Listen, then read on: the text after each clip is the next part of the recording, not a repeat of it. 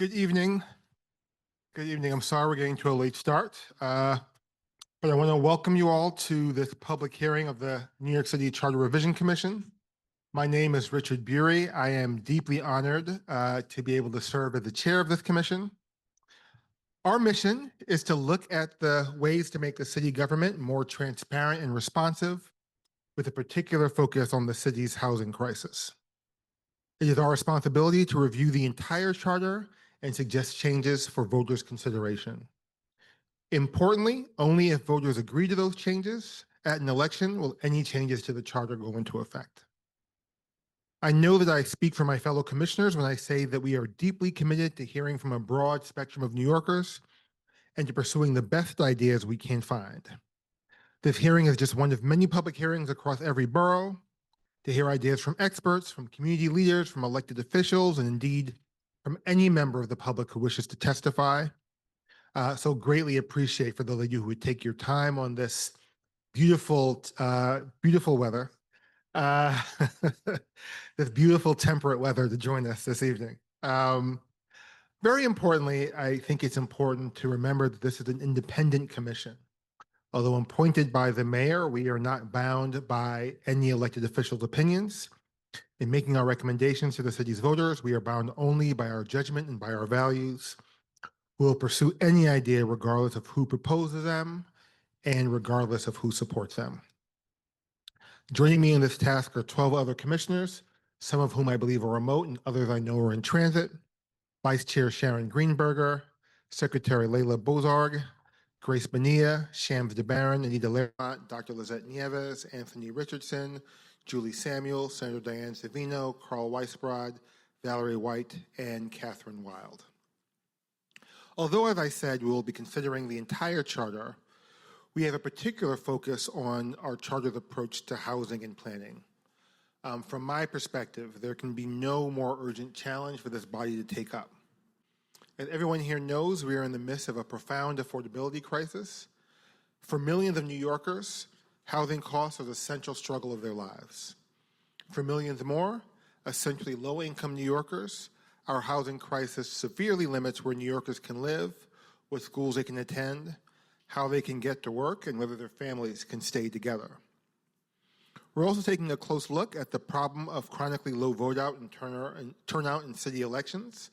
This has been the topic on which we've received the most testimony. Although our city has a vibrant civic life, we suffer from consistently low turnout in local elections. We are also particularly interested in how to ensure that nonprofit partners who provide so many of the vital services that we as New Yorkers depend on are paid on time for their work.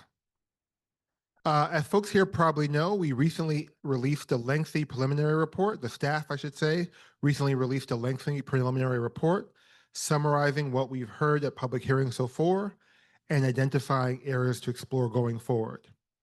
That report is available at nyc.gov/charter. That's nyc.gov/charter.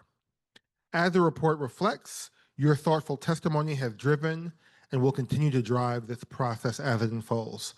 One thing I'll name, although would not normally be in the habit of commenting on some of the press reports, I do want to name one thing because there's been lots of reports recently about that this charter is intending to reduce the role of community boards.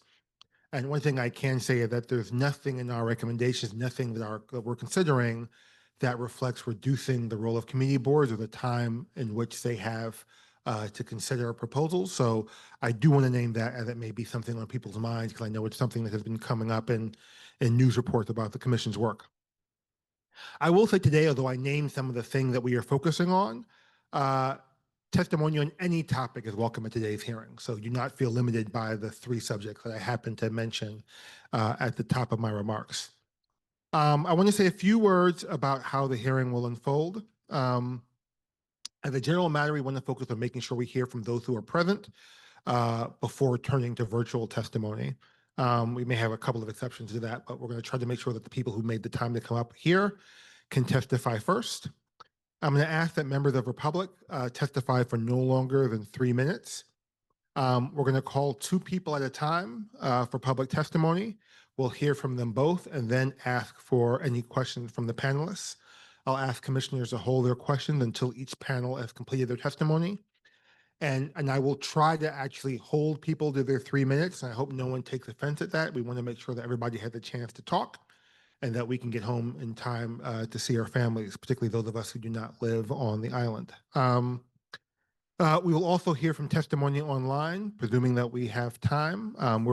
We're scheduled to go till 8 p.m., but we will try to endeavor to go later if we need to. We're going to try our best to hear from everyone who signed up, but we do officially end at 8. If you wish to testify virtually, you can sign up online. You can go to, again, nyc.gov/charter. There'll be a meeting page for the Staten Island hearing. If you click on the meetings tab, click on the link for this hearing. We'll drop a link in the chat as well. But that's where you can go to sign up to testify virtually. But if for some reason we can't go late as we hope and we can't hear from everyone past 8, you can still submit testimony in writing, again, at nyc.gov/charter. You can also attend another public hearing. I think we have at least one more currently scheduled. You can also anytime submit written testimony at the following email address: chartertestimony@citycharter.nyc.gov, chartertestimony@citycharter.nyc.gov. And someone has read and will continue to read every piece of written testimony that is submitted. Of course, if you can ever not attend a live hearing, all of our hearings are public and live streamed and are also available to be read for archival purposes. I'm going to hold off on taking minutes because I think we're still a person short of a quorum, although we will hopefully have one soon. But with that, we will begin our testimony. And first up, I'm going to invite Council Member Frank Morano to join. Welcome, Councilman. And good to see you again. Great to see you, especially on Staten Island, which is, I'm sure Commissioner Savino can attest, not only has the smartest people testifying, but the best food. I actually am here today to speak about an issue that I brought to your attention a couple of months back before I was elected to the City Council, although now I am submitting testimony on behalf of 11 other of my colleagues and myself, but I am going to not assume that that means I get to testify 3 minutes times 12, and I'm going to try and limit it to a reasonable length. So speaking on behalf of the council members who I'll name, we write to strongly urge the commission to amend the city charter to grant city council members binding appointment authority over a portion of community board members in their districts. As council members, we're on the ground in our communities every day. We attend civic meetings, hear directly from our constituents, and engage with the very stakeholders who serve or seek to serve on community boards. We believe it is past time that this direct democratic connection be given real weight in the appointment process. Under the current charter, city council members may submit recommendations for community board appointments, but the decision ultimately rests with the borough presidents. While we recognize the borough president's citywide coordination role and value their contributions to borough-wide planning, this structure creates a total disconnect between representation and authority. It has too often led to situations where well-qualified individuals deeply embedded in and trusted by their communities are denied appointments or reappointments for reasons unrelated to performance or community feedback. This is not a theoretical concern. It's a lived reality for many of us. We've all encountered cases where our informed, thoughtful recommendations were disregarded. This practice undercuts the legitimacy of community boards and frustrates constituents who rightly expect their elected council members' input to carry meaningful weight.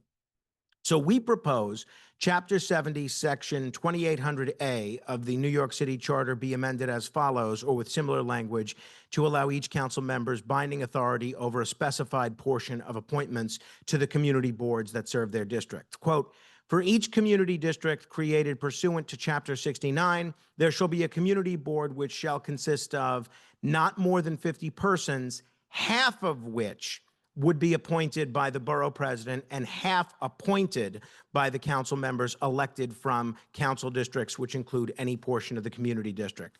And additionally amended to read, members shall serve until their successors are appointed, but no member may serve for more than 60 days after the expiration of his or her original term unless reappointed by the borough president or the respective council member who appointed them.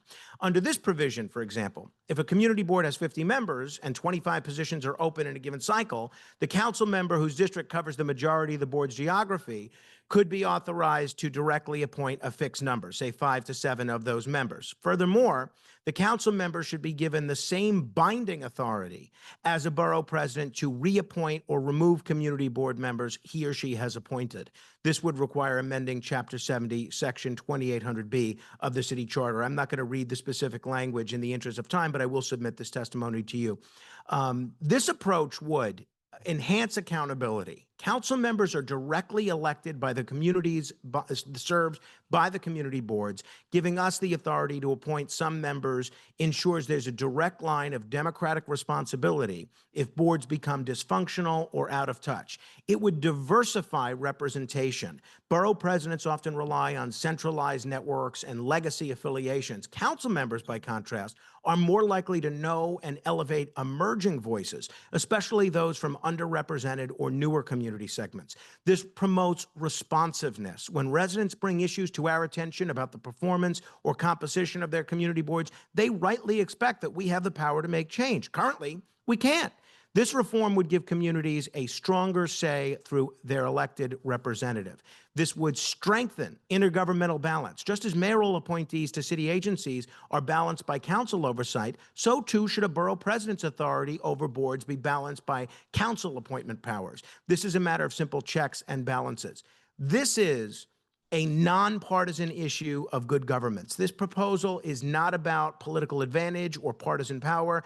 It's about fairness, accountability, and making local government more responsive and more representative. Members of this who signed this letter represent a wide range of political perspectives, but we're united in our belief that this committee, the communities we serve, deserve a more meaningful say in the boards that shape neighborhood development, land use, and city services. So we're asking the commission to give this proposal serious consideration and welcome any opportunity to engage further as you complete your final recommendations. Thank and you, it's Councilman. signed by members from all 5 boroughs in both political parties representing conservatives, moderates, progressives.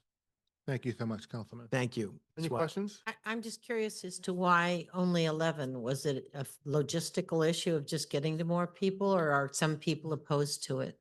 I think part of it, I think it could have been a little bit of both. In candor, some members said to me privately, we agree with exactly what you're trying to do, but if, if I go publicly on the board, we don't want it to be perceived that we're taking a shot politically at our borough president. But so far, nobody on the merits has privately or publicly suggested any reason that they wouldn't like this. And I think just some haven't gotten around to it because we're in the middle of budget season and the rest.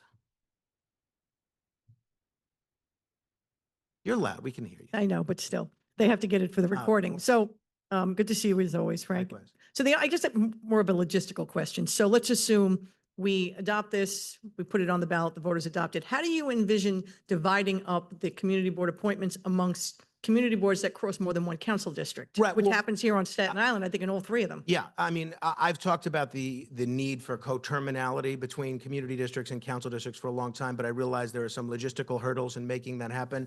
So I think as it stands now, that the nomination process is already divided by council member. For instance, council member Carr gets to nominate non-binding 1 member to community board 3. I get to nominate 1 member to community board 2. So I believe under the current community district allocation formula, that's already been figured out. But that's 1 and 1. You're suggesting that the council get 50% of the community board appointments. Right. So It's a significant number. The only thing it really does in practical purposes is take the situation now, which is advisory for half the members, and makes it binding. Because right now, the borough president gets to make all the picks, but half of them are supposed to be made based on our recommendation or nomination. This just makes it binding rather than Yeah, I'm advisory. just saying at some point you'll have to figure out the calculation. Councilman Carr gets 12, Councilman Morano gets 6 and Councilwoman Hanks gets, the rest of them, depending on where the crossover is. I don't know how you figure that out. Right. Well, so I think it's exactly what the standards are when it comes to nominations. So for Community Board 3, for instance, Carr gets 1, Morano gets 24. I don't know the numbers for Community Board 1, but in Community Board 2, it's the exact opposite. Morano gets 1, Carr gets 24. Although there are a lot of vacancies in both of those boards as it is. Thank you. Any further questions? Thank you very much. Thank you. Appreciate it. Give this to you, boss. All right. Our first panel, public testimony is, and please forgive me if I mispronounce your name, Sean Campion and Cliff Hagan. And just so that you're ready, as Sean and Cliff are coming to the panel, the next folks to testify will be Jen Gaburi and Diane Stiles.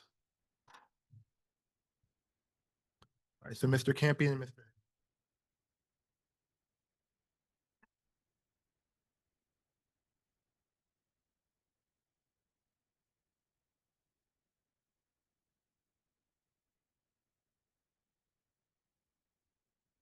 Good evening. Thank you for the opportunity to testify again. I'm Sean Campion, Director of Housing and Economic Development Studies at the Citizens Budget Commission.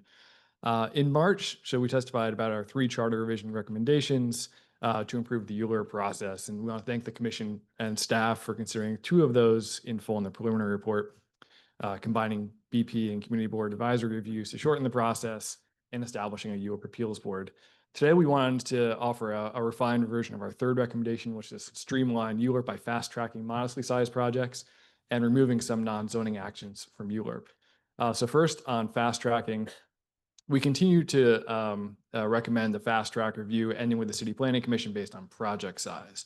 We had recommended exempting projects that are currently exempt for environmental review, which is 250 units or fewer in moderate to high-density districts and 175 units or fewer in low-density districts. Broad streamlining, we think it's better land use and housing policy than fast tracking only a small subset of subsidized projects or only a subset of projects in neighborhoods that fail to meet fair housing goals. Fixing the process for the widest scope of projects is needed to meaningfully increase production. And the threshold based on project size will benefit all types of residential development, including home ownership, mixed income, 100% affordable in all areas of the city where these types of modestly sized projects are not currently allowed as of right. And it will also benefit the applications that are most likely to be deterred by the cost and uncertainty of ULURP, the modestly sized project that staff analyzed in the preliminary report. The second aspect is removing some of the non-zoning actions from ULURP. We recommend that all non-zoning actions be exempt from ULURP instead subject to administrative reviews. But if the CRC were interested in prioritizing specific actions to streamline, we recommend 3 areas. First, to be exempting minor revocable consents and franchise agreements. City planning could define those similar to the way that they distinguish major and minor revocable consents, concessions, which would allow modest projects requiring consents and franchise agreements to move more quickly, while reserving full ULURP for those that require major land use or fiscal impacts. The second is exempting otherwise as of right public projects. Exempting all public actions that don't require zoning changes from ULURP is preferable, but especially critical for those below a certain size.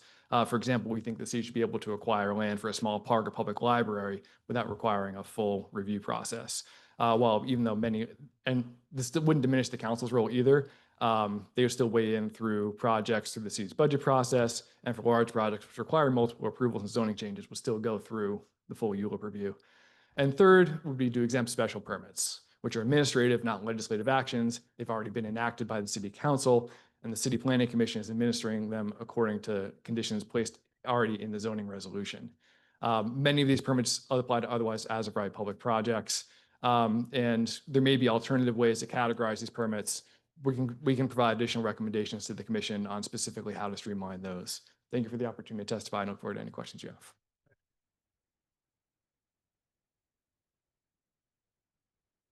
Good evening. My name is Cliff Hagan. I am a candidate for District 51 City Council, running as Democrat against Councilman Morano, and I echo and strongly support the recommendations he shared here with you today. But I'm here to speak about something else. So welcome to the island. When announced just 6 months ago, this iteration of Charter Revision Commission was tasked with identifying prudent and purposeful amendments to ULURP the Uniform Land Use Review process, which would allow for increased development to address the city's housing crisis. The effort to build more housing is informed by the assertion that more affordable housing will drive down the cost of rentals and ownership. By weakening the strength of ULURP, it is expected that even more housing will be built.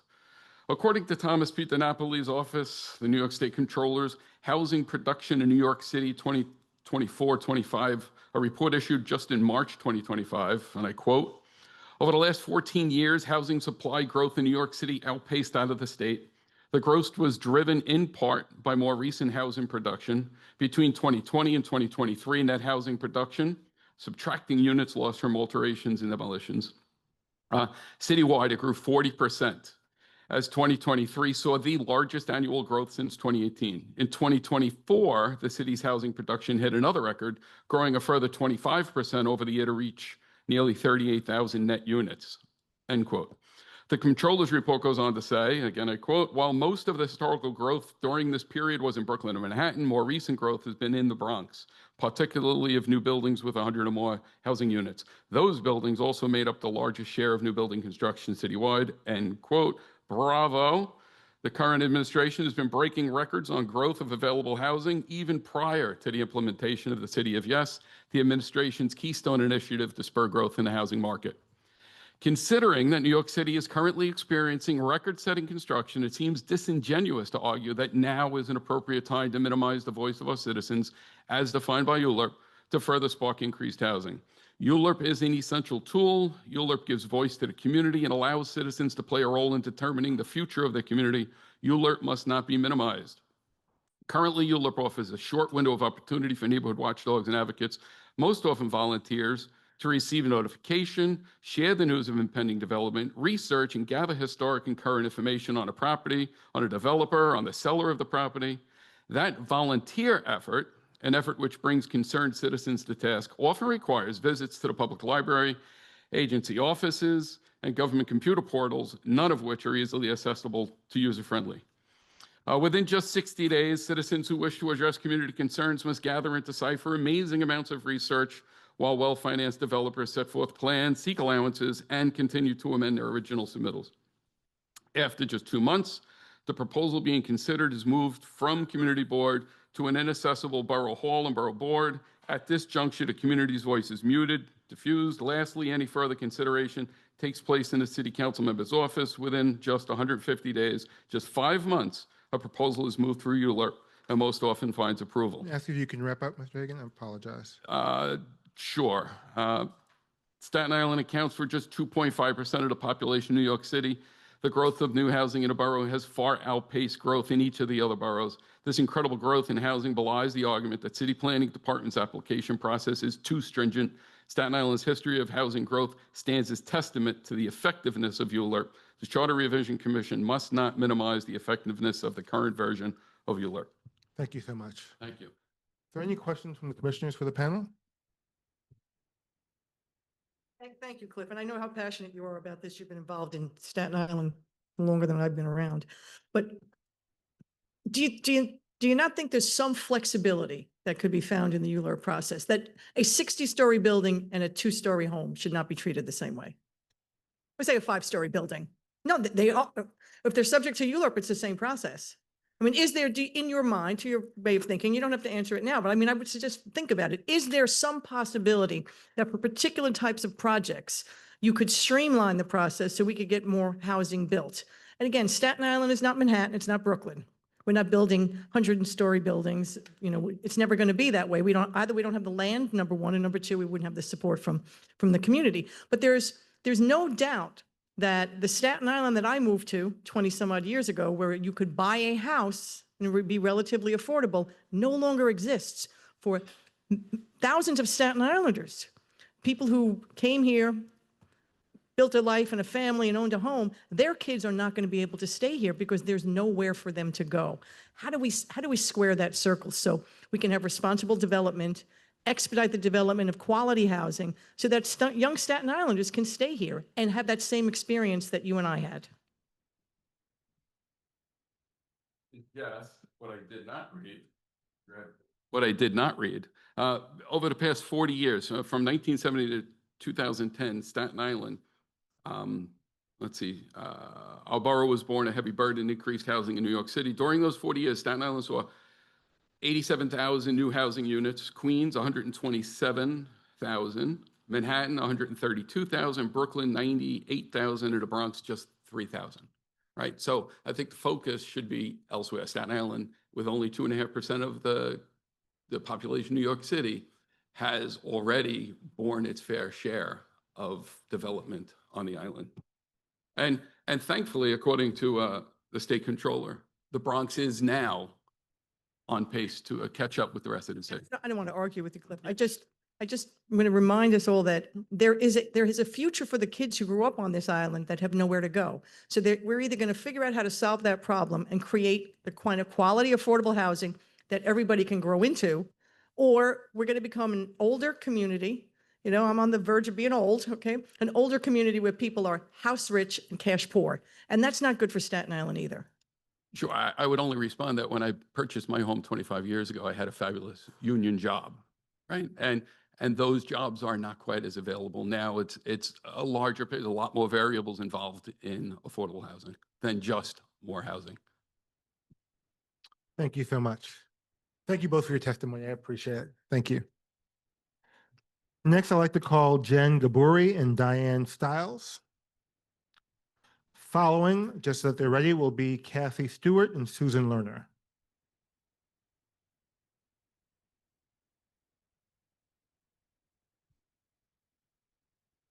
Hi, my name is Jen Gabori. I've come here today to speak to you with 3 different hats on.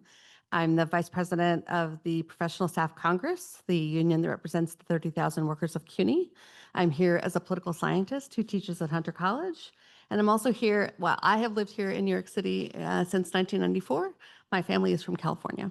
And California has made changes to its primary system.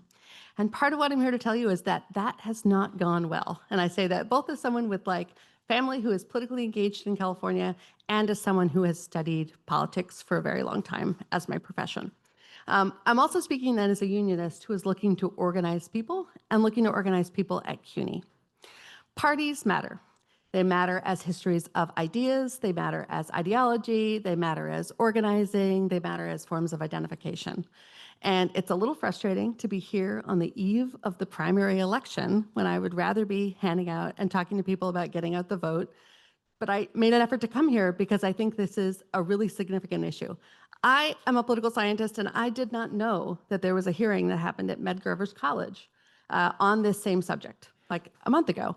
And when I asked about 70 other political scientists in the CUNY system whether or not they knew about this, only one person said yes. And we're political scientists in the city.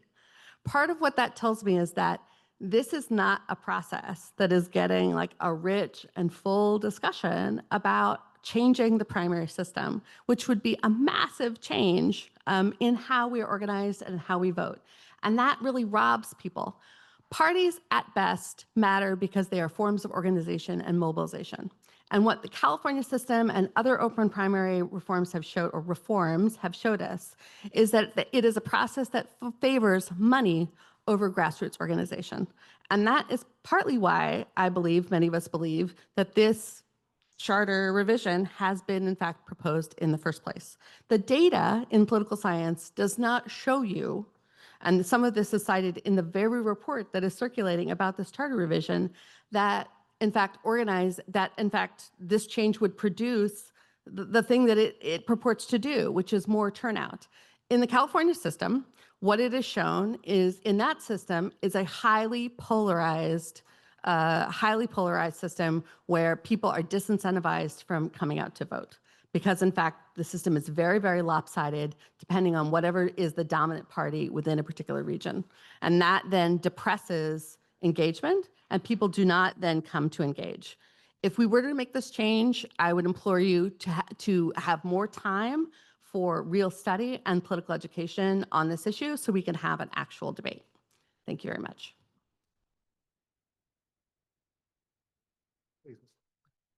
Good evening. My name is Diane Stiles. I'm the director of the All Stars Project of New York, a national nonprofit that creates developmental opportunities for young people from some of our poorest communities. I'm a native Staten Islander who now lives in Chelsea. And I've been an independent voter since I began voting in 1976. So I'm here tonight in support of an open primary system. I find it somewhat incomprehensible that I and over 1 million other New Yorkers can't vote in taxpayer-funded primaries by virtue of being an independent. We're not able to fully participate in our electoral process, but instead have to choose between candidates in the general election that we have had no hand in getting there. Over 43% of the national electorate are independents, not aligned with either of the two major parties. Many others register in one party or another simply to have the opportunity to vote in primaries.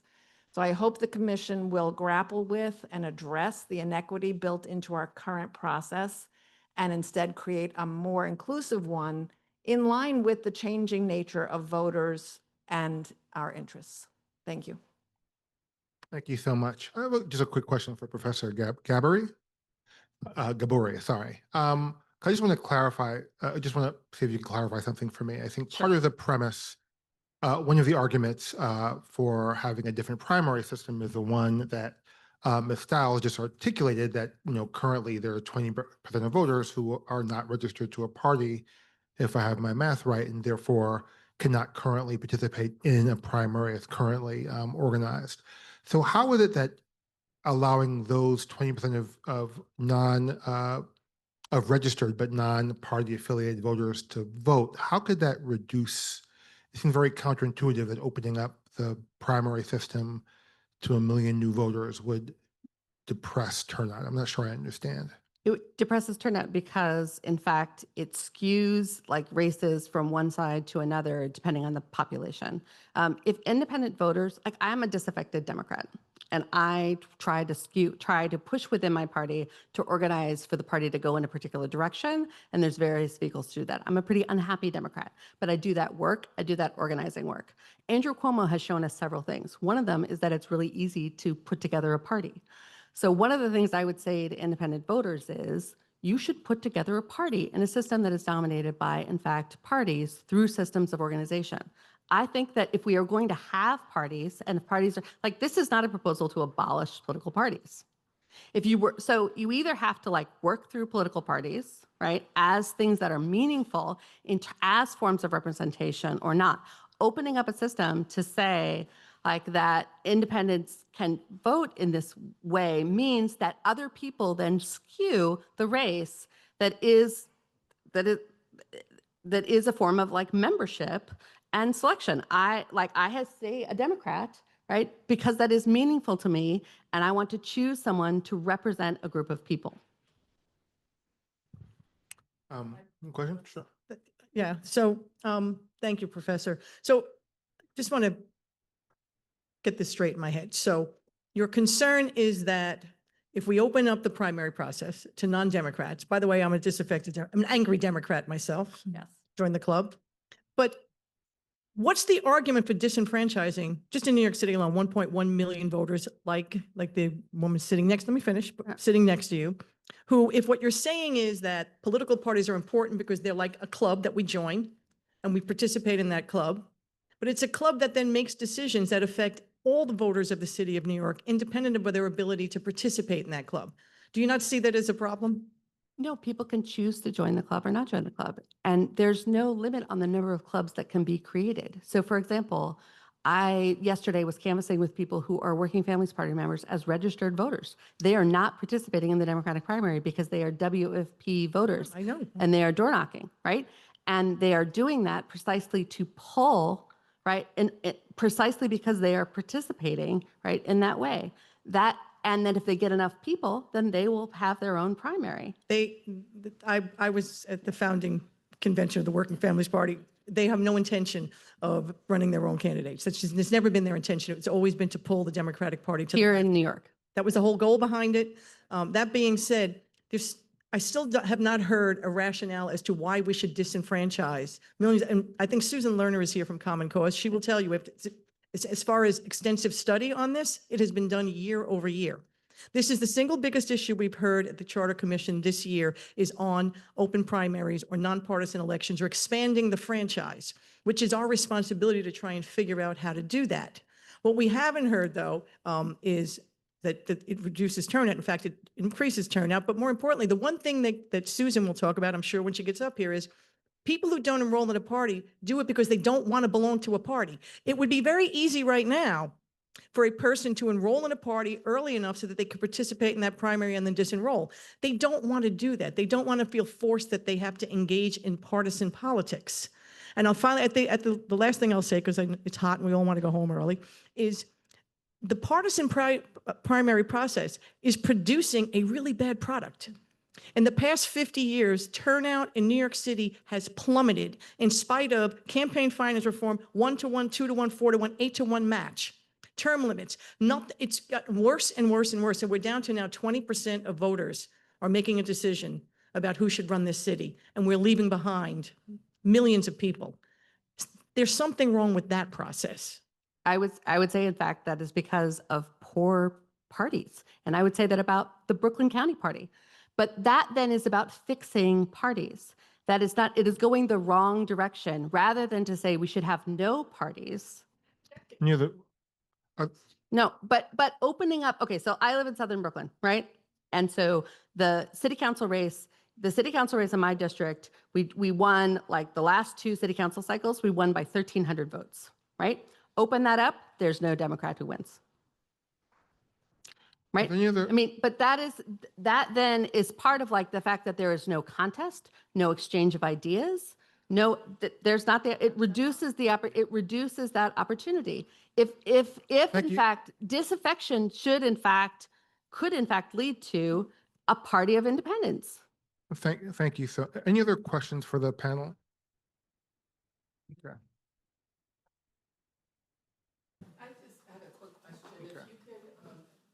If you could, you mentioned some negative impact in California. If you had a specific study or research on that, if you could submit that. I'd be more than happy to do that. The library is stocked with those studies. Thank you so much for your testimony. Really appreciate it. Next up is Kathy Stewart and Susan Lerner.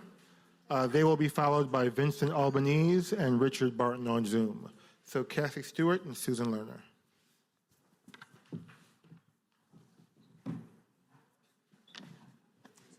Hi, how are you? Whoever wants to start. Recording in progress. Good evening, Commissioners. My name is Kathy Stewart. I am the National Organizing Director at Open Primaries, the country's leading organization on primary reform. I've worked on this issue of the exclusion of New York City independent voters for 23 years, as Diane knows. My late husband, Harry Kresge, served on the 2002 Charter Revision Commission that considered the issue. And in 2003, I played a leadership role in the unsuccessful campaign to pass nonpartisan elections, question 3. I actually want to take a moment to share a personal story that I actually think addresses a number of the things we've been grappling with. As an independent voter who lived in New York City for 33 years, in 2021, after decades of being unable to cast a meaningful ballot for my local representatives, there was a nonpartisan special election for city council in my neighborhood. I lived in the Bronx. I got phone calls. I got mailings from multiple campaigns. It was shocking and very refreshing. I actually got a phone call from a candidate himself, and we had a very engaged and thoughtful conversation about this very issue. He told me no one had ever asked him to address the issue of primary structure. When I went into the voting booth, my vote mattered. It made a difference. I was a full participant in selecting my council member, and I got to use ranked choice voting for the first time. I lived in New York City for 33 years. That was the first and only time I played a role in selecting my most local elected official. It should not, and it cannot be the case that independent voters cannot fully participate on the same terrain as party members. In a special election only, every election should be special and magical. I want a system where every voter has the right to participate fully, as they do in 85% of cities across the country. And those cities, by the way, have very strong party structures. It has not hurt the party structure. I commend the Commission for your responsiveness to this issue and to hearing from scores of New Yorkers who've asked you to consider this profound crisis, a primary system that deliberately excludes 1.1 million independents from elections that they pay for, that determine the leadership of the city. I know you're looking at various forms of open primaries, various models. At Open Primaries, my organization, we're less focused on the specific model and more focused on the tremendous opportunity we have this year and the importance of taking a step forward on this critical and growing voting rights issue in the city. I want to urge the Commission to take a path forward. You don't have to solve every issue, but you have a chance this year to advance a proposal that would give the franchise to over 1 million people. Hope you'll ask me some questions on the turnout. Thank you, Ms. Stewart. I have to say, I've never heard anyone be excited about receiving campaign mailers and phone calls before. I'm sort of fascinated by that. Oh, Susan, please continue. Hi, thank you. I'm Susan Lerner. I'm the Executive Director of Common Cause New York. And I think it's very telling that my companion here does not have a preference, but likes the concept of open primaries. Our elections are very complicated. And as we have seen, there is absolutely no consensus as to what would be the appropriate form of primary reform in our city. Citizens Union has one model. Reinvent Albany has another. Common Cause has talked about the semi-open primary.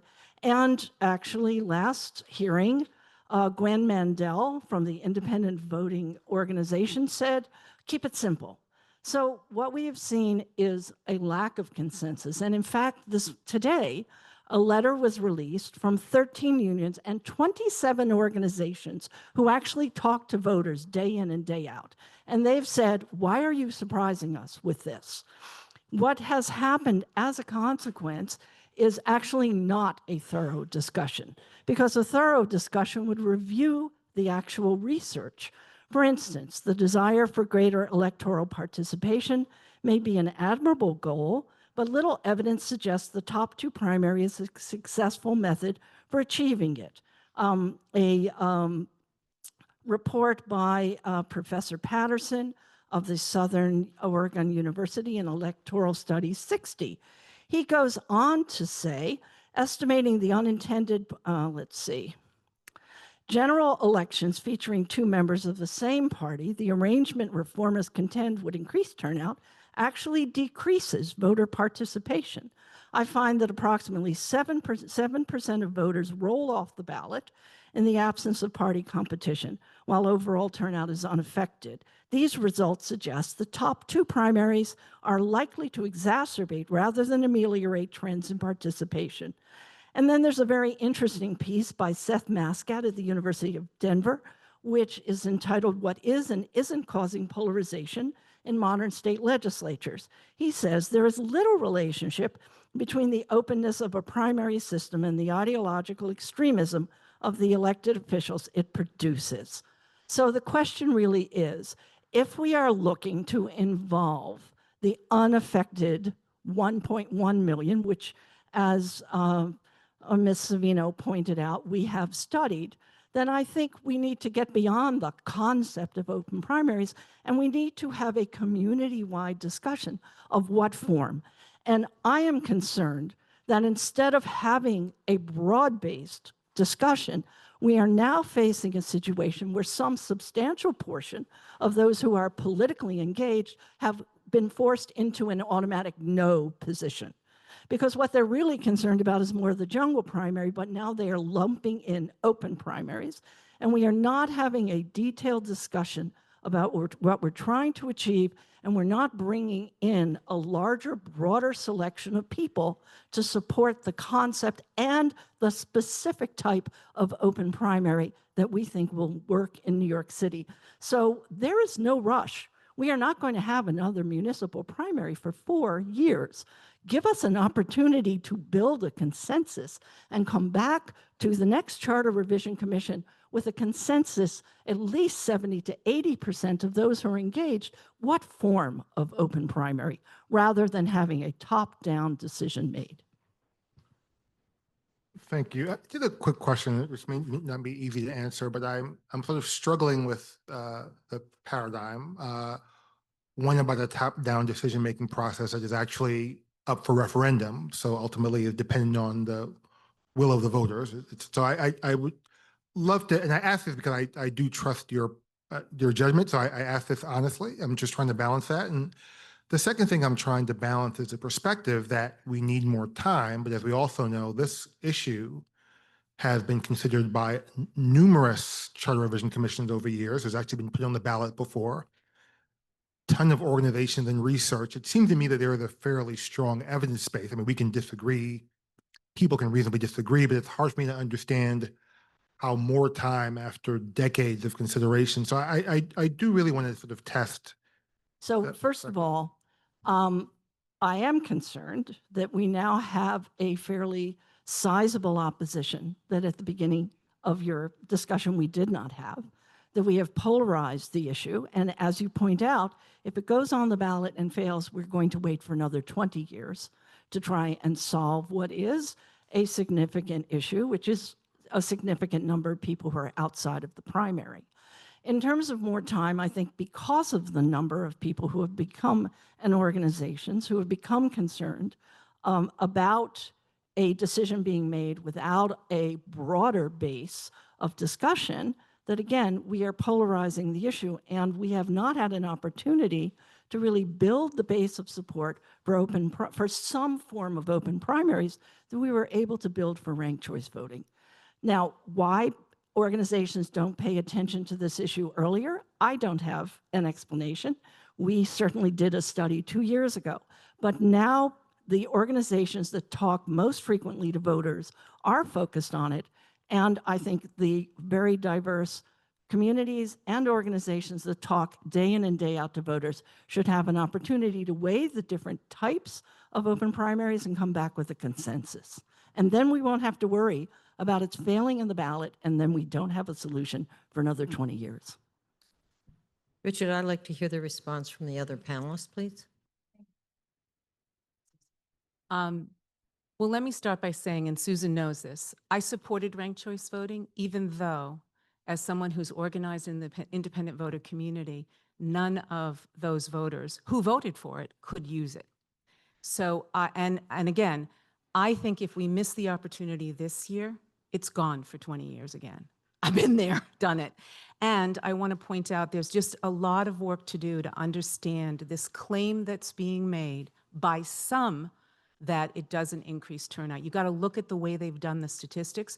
In California, when you increase the pool of voters by 4 million, well, you got to think about the denominator and then that's changed when you look at those turnout figures. That's one thing I would say.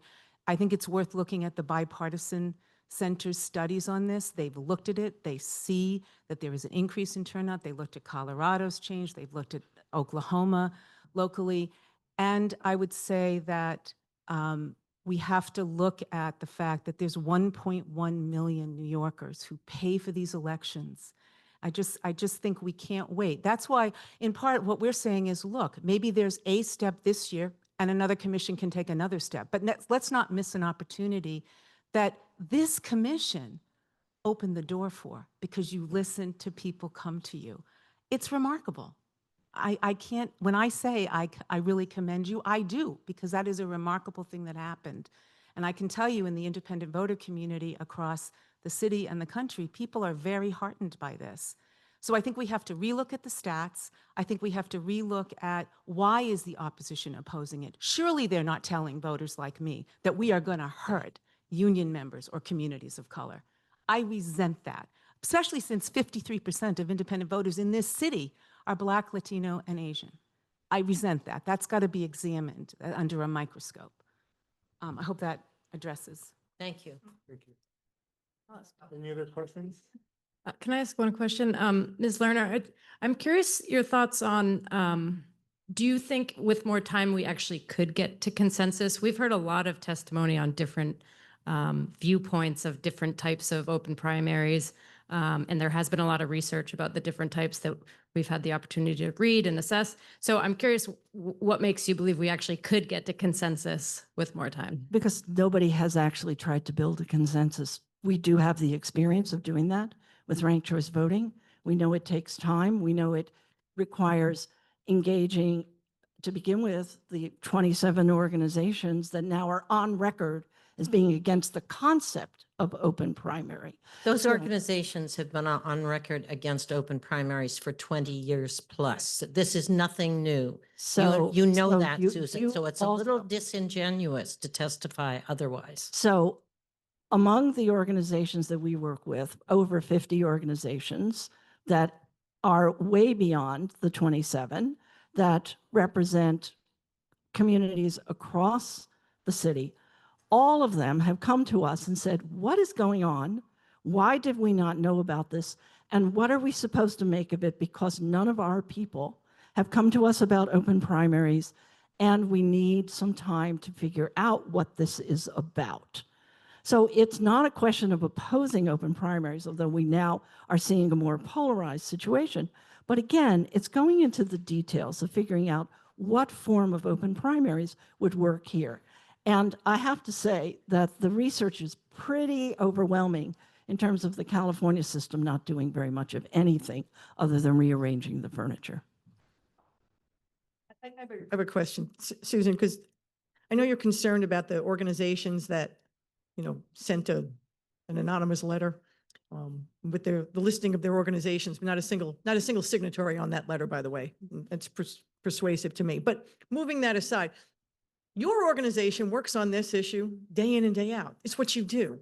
So to what extent do you see Common Cause and the other good government groups as part of the reason responsible for educating, whether it's organizations that you work with or others? This is not a new concept. It's been dealt with here before, when we rejected it in 2003. And I think for the right reason, but it was a very different time. But now, the work that you've done, you've come to talk to me about it, whether I was up in Albany or here at City Hall, about how do we expand the franchise to include more voters who have specifically told your organization they do not want to belong to a party. So how do we just say, well, we need more time to talk to people who, one, don't want to hear it? There are some people who will never listen to this. Well, but what I'm hearing from are the people who are actually eager to learn more about it, but feel overwhelmed by the fact that the primary, right, the ranked choice voting primary is tomorrow, that they have spent the last 4 months trying to educate their voters in Mandarin, in Korean, in Cantonese, in Urdu, in various languages, and they basically feel overburdened. It's not that they don't want to focus on it. It's that they actually have to deal with what's directly in front of their voters. And I have to say that there is a certain amount of disrespect to those who are politically active to hold this hearing on the night before the primary. It shows that you do not want to hear from those who are politically engaged. I was genuinely surprised. We've had, I lost track of my how response, many hearings we've my had. response is what it has been from the beginning, which is if you feel you have to go forward with something that will be in effect in 4 years, then I would agree with the advocate who testified last time and say, keep it simple.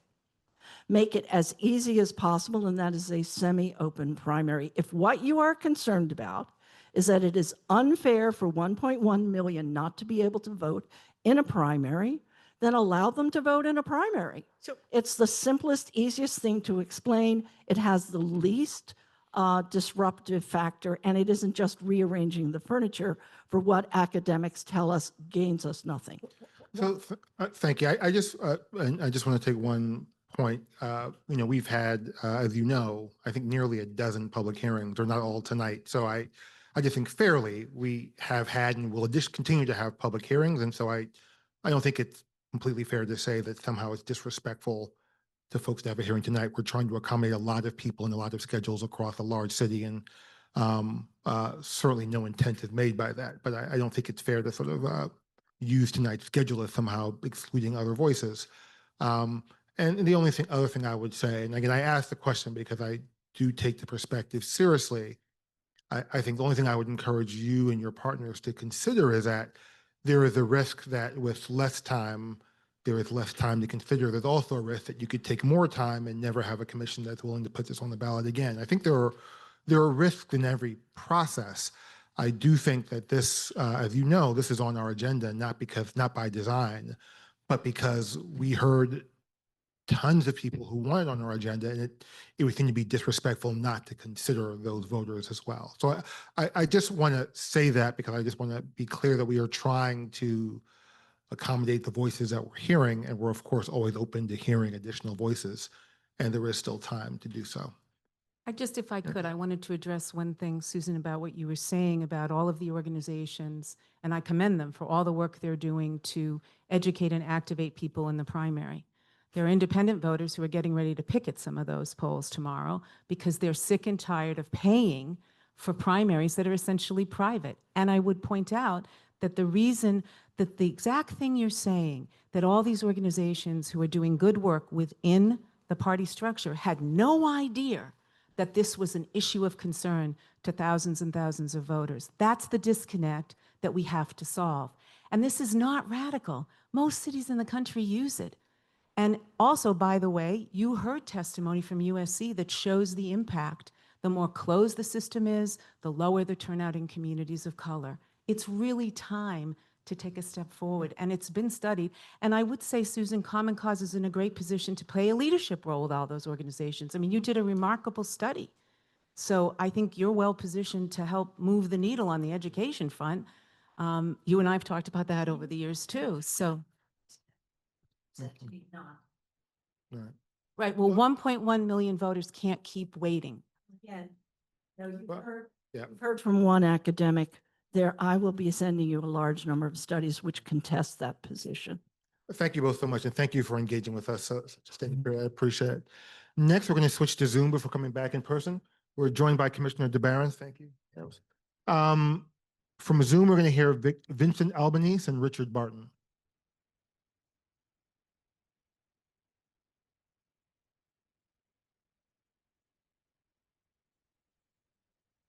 So Vincent Albanese first, and then Richard There we Barton. go. Sorry, I was waiting to be unmuted. Thank you. Thank you. My name is Vincent Albanese, and I'm the Executive Director of the New York State Laborers Political Action Committee.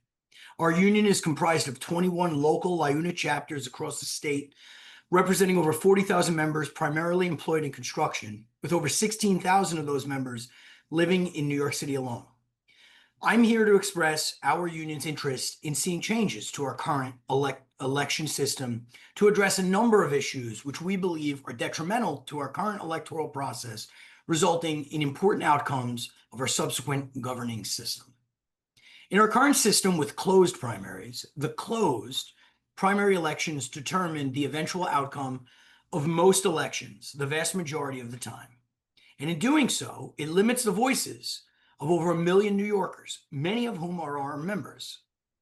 As you've heard in prior hearings, nearly 1 million independent voters are prohibited from participating in the primary, and as such, electoral process and results in elected officials who do not reflect the full diversity of our city and our membership.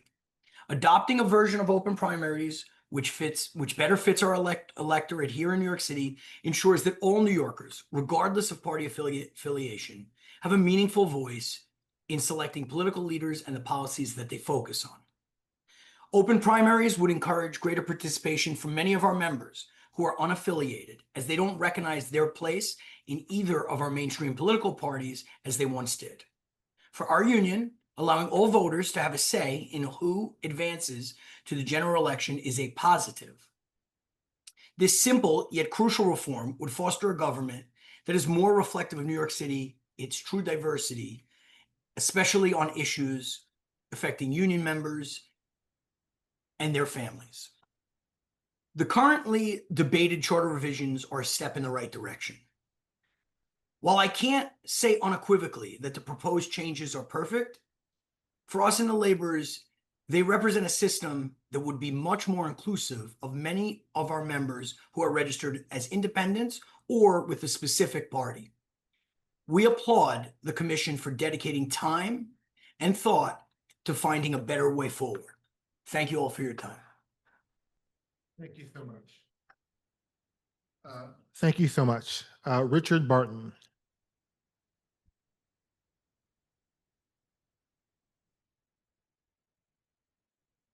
We're going to be on mute. Oh, there we go.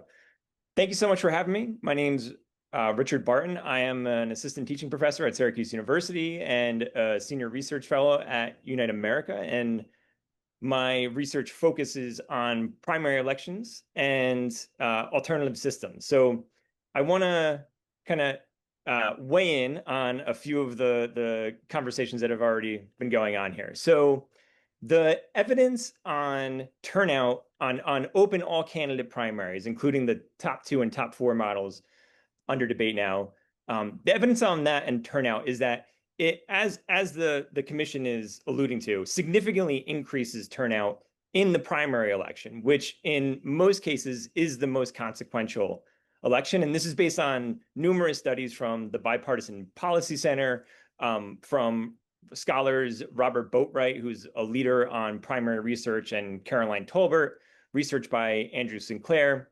Now, in general elections, as one of the advocates against the reform mentioned, in general elections, there's these competing impacts, which is that all candidate primaries produce more competitive general elections, and that competition tends to drive up turnout in the general election. But there is also roll-off from same party general elections. When you have like 2Ds running against each other in a blue district, you have a significant percentage of Republicans who are not going to turn out there. And so on net, we see, I would say, a modest increase, but basically a draw in general election turnout. And research on the competitiveness has been done by myself and others. The studies on the impact of these reforms and polarization find the more recent studies that use the same kinds of data and the same method as earlier studies find a quite consistent impact at reducing polarization. And this is work that's been done by myself, by Christian Gross at USC, by Jesse Crossan at the University of Purdue. And there were earlier studies, including studies, and one of the authors, Seth Maskett, has been referenced and is here and is a friend and colleague of mine. But I will say that his earlier work on this was, the data ended in 2014, really had sort of a quite limited sample of all candidate primaries that had occurred at that point that found really sort of no real impact on polarization. So the more recent studies using the same kind of data find a significant mitigating effect. Of course, California still looks polarized, but California was, by the common metrics, the most polarized state by a long measure before the reform was passed. 2 last things in my final seconds here are research that's been done by me collaboratively with other scholars. We find that all candidate primaries do not undercut political parties, specifically their influence in the nomination process. And they also do undercut the impact of ideological donors and political action committees. And I'm happy to describe my data and methods a little more fully. Thank you so much. When you start, we have a question from Commissioner Weisbrod. This question to Mr. Barton. The California system, as it exists now, has an open primary without ranked choice voting. What do you see as the impact of the combination of ranked choice voting in a primary and in an open primary, and its effect on turnout in the general election thereafter? Or is there any evidence on this at all? Of having ranked choice voting in the primary? In the open primary, correct. The evidence on this is there's pretty limited research on this. So most of the research has been done at the federal or state level. And of course, there's a lot of variation that we could be looking at, including the kinds of systems that you're talking about at the local level, but studies that have been sort of like rigorous studies across many municipalities on this are pretty limited. Thank you. Any other questions for the panel? Thank you. Actually, maybe a quick question for you as well, Mr. Barton, just to clarify something. You described open primaries, increasing turnout in the primary election, potentially a neutral effect in the general election, or a modest increase if the primary leads to 2 Democratic candidates in the blue district, because then Republicans aren't motivated to vote. How should we think about that in terms of voter engagement? Did that still, in your opinion, reflect increased voter engagement because the 2 general candidates more reflect the majority of the electorate? How should we think about that as we sort of balance as we're trying to aim for increased voter participation and engagement? So I was very good about following my initial 3 minutes, but I have a lot to say on this. You're gonna have to cut me off here. So I think the way that we should think about this is, first, in a typical partisan primary system, as others have mentioned, most of the time it is in very low turnout partisan primary elections where the winner is ultimately decided, because general elections are entirely uncompetitive. And so the meaningfulness of participation, both in the primary and the general, in all candidate primary, is much greater. Now, even in a top 2, when you have 2Ds, say in a blue district in California, you see roll off among Republican voters there. Now, counterintuitively, it is in those very elections when those Republican voters who are turning out at a lower rate actually have the biggest impact, because they are often the pivotal voting bloc, Republicans and independents, between those 2 Democrats. I've made this argument many times to voters who are boxed out of a general election, and I will say they might find the logic persuasive, but emotionally they're not interested in that. So I would also say that in a top 4 system, you don't have the same kind of problem. And the studies that I'm referencing with the roll off are based on the top 2. So in a top 4 system, which is I understand the commission is also considering, this is not the same kind of problem, because you're likely to get a D and an R advancing to the general election. Thank you so much. I appreciate it. That wasn't too long. All right. Thank you. Thank you. All right. Was that? All right. Yeah, very interesting. All right. Thank you so much. Thank the panelists for participating. Next up, we have Melanie LaRocca on Zoom.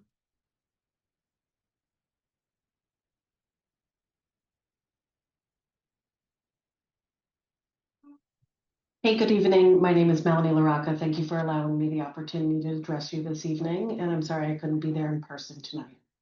I want to start by acknowledging the work done by the Charter Revision Commission staff, and specifically for their production of a thoughtful and well-researched preliminary report.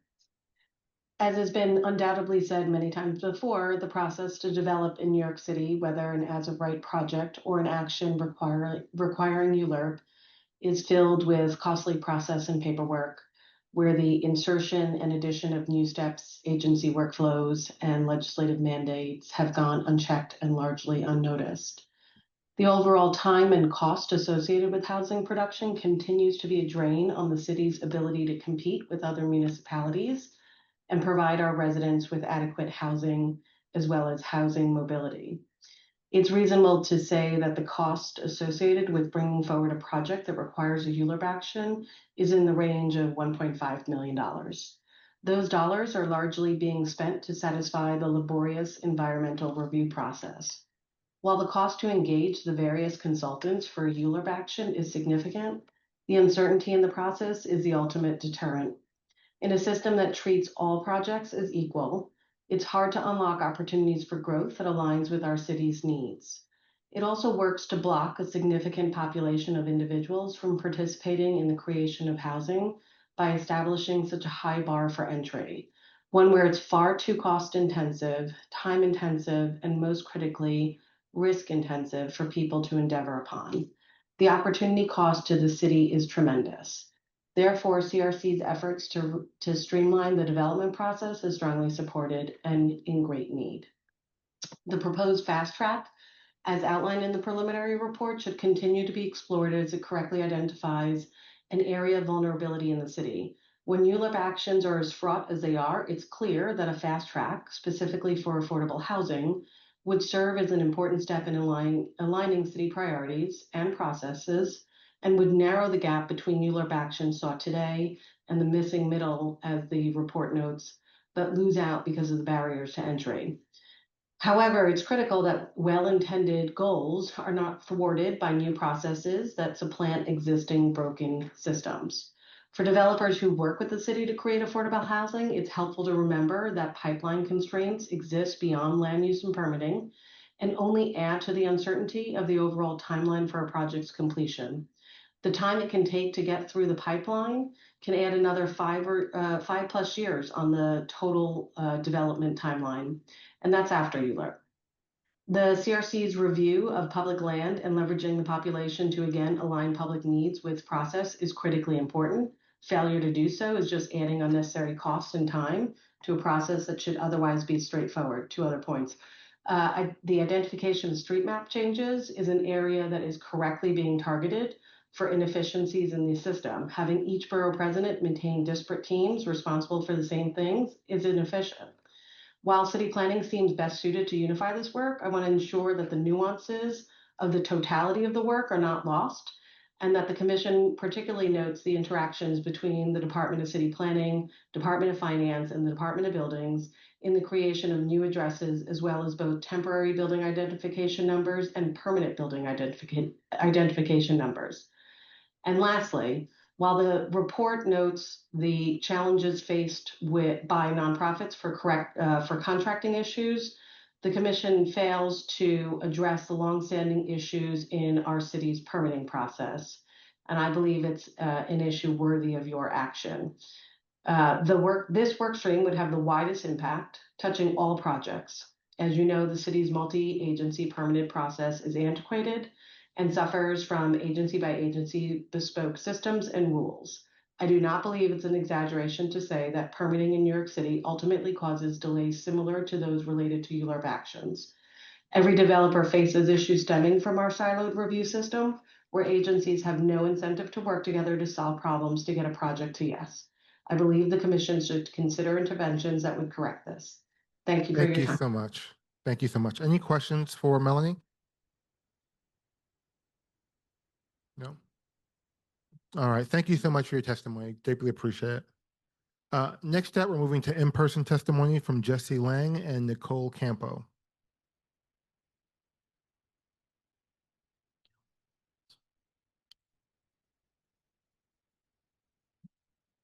And just Bob Kelly, you'll be next.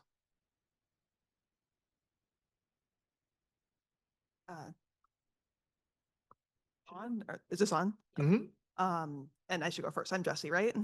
I'm sorry? Should I go first? I'm Jesse. Please. Okay, Thank great. you so much. Hi, my name is Jesse Lang. My job is in housing policy, and I'm a longtime housing advocate. But tonight, I just want to be clear that I'm testifying on my own behalf as somebody who wants to see this city that I really love be a better place to live.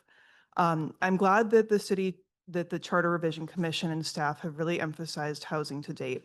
I know I don't need to repeat the statistics about how bad our city's housing shortage is and how broken the process is to build new housing.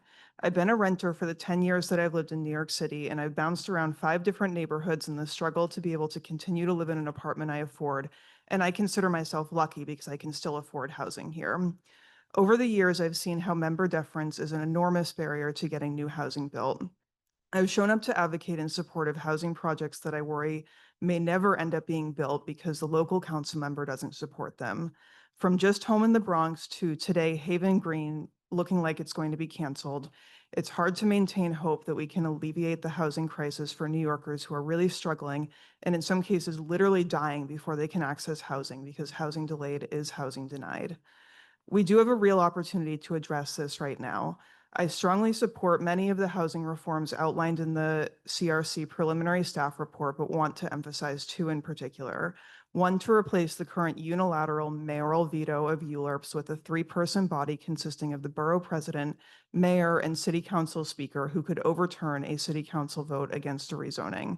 I would also urge the CRC to consider extending this process to other city council land use approvals, such as for dispositions of public land, as in the case of Just Home.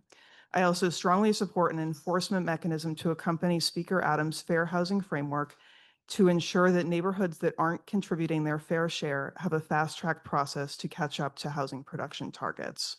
I also want to take a moment to comment on the election reform proposals that the CRC is considering to move the city to even year elections and to move to a nonpartisan primary system.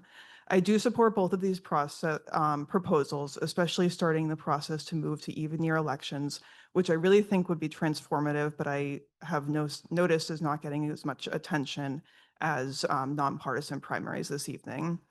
I know that the CRC has brought up the concern that because this would also need state approval, that the change would not be immediate and wouldn't be felt by voters right away. But I really feel strongly that that's not a good reason to delay the necessary charter change until after the state legislature approves it. I think that we really need to send a strong signal to Albany to act. I think that they are too slow to act and would not do this on their own. And after working in policy for many years, I really think that the only way to do that is through first passing the charter revision and then encouraging the state to follow suit. Thank you for the opportunity to testify this evening. Thank you. Hi, good evening, and thank you to all for spending your time serving the city in this way and listening to everyone. My name is Nicole Campo. I'm a senior advisor for land use planning for Langen Engineering. So I guess I'm representing my company, but I'm also representing sort of the practitioners in my area. I'm a born and raised Staten Islander, now Brooklynite. I worked on street mapping issues since I was a baby planner in the agencies well over 20 years ago now, which is crazy. But I, in part, have gained, for those who have worked with me, some people know me as a New York City streets expert, and that is not a thing one should even need to be to get through processes in New York City.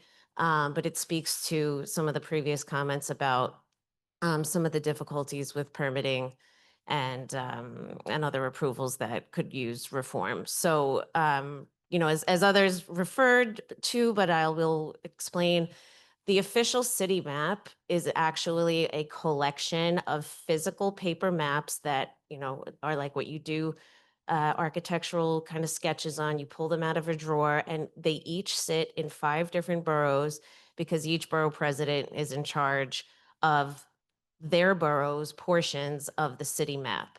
And until only a few years ago, if you needed to find out the width of that street at that, particular corner, or whether or not it was officially mapped or just a record street or the ownership, you had to physically go to the office, get somebody to help you pull the maps out of the drawer, find the map, and then continue on with your research. Since then, the Department of City Planning went through an amazing effort to digitize as many of those paper maps as they could possibly get their hands on.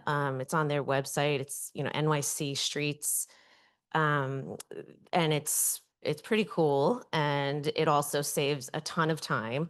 But unfortunately, legally, it is not the official city map because they cannot claim that they have every single map scanned there. So you're still left with questions, and it's not fully defensible, and you may still have to go searching for this thing.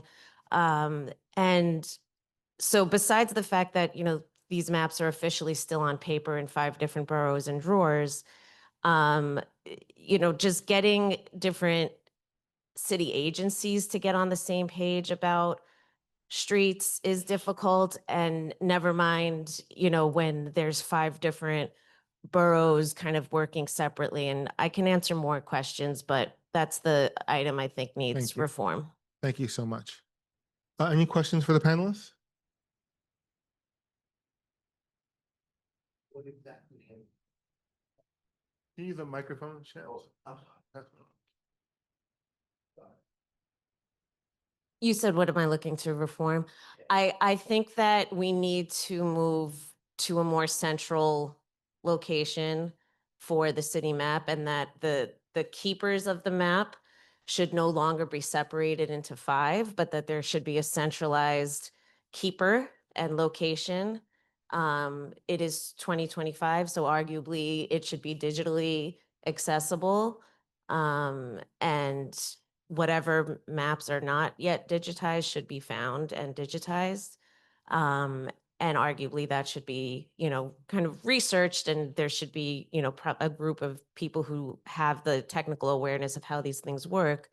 I do think that there needs to be sort of like a group from different city agencies who regularly come together to negotiate street issues, because I have been involved when I worked for the city in projects where I had to, with City Hall's help, get like 6 or 7 different city agencies in the room to agree on different aspects of how we treat, grade changes or roller coasters over map streets. I've researched for half a year.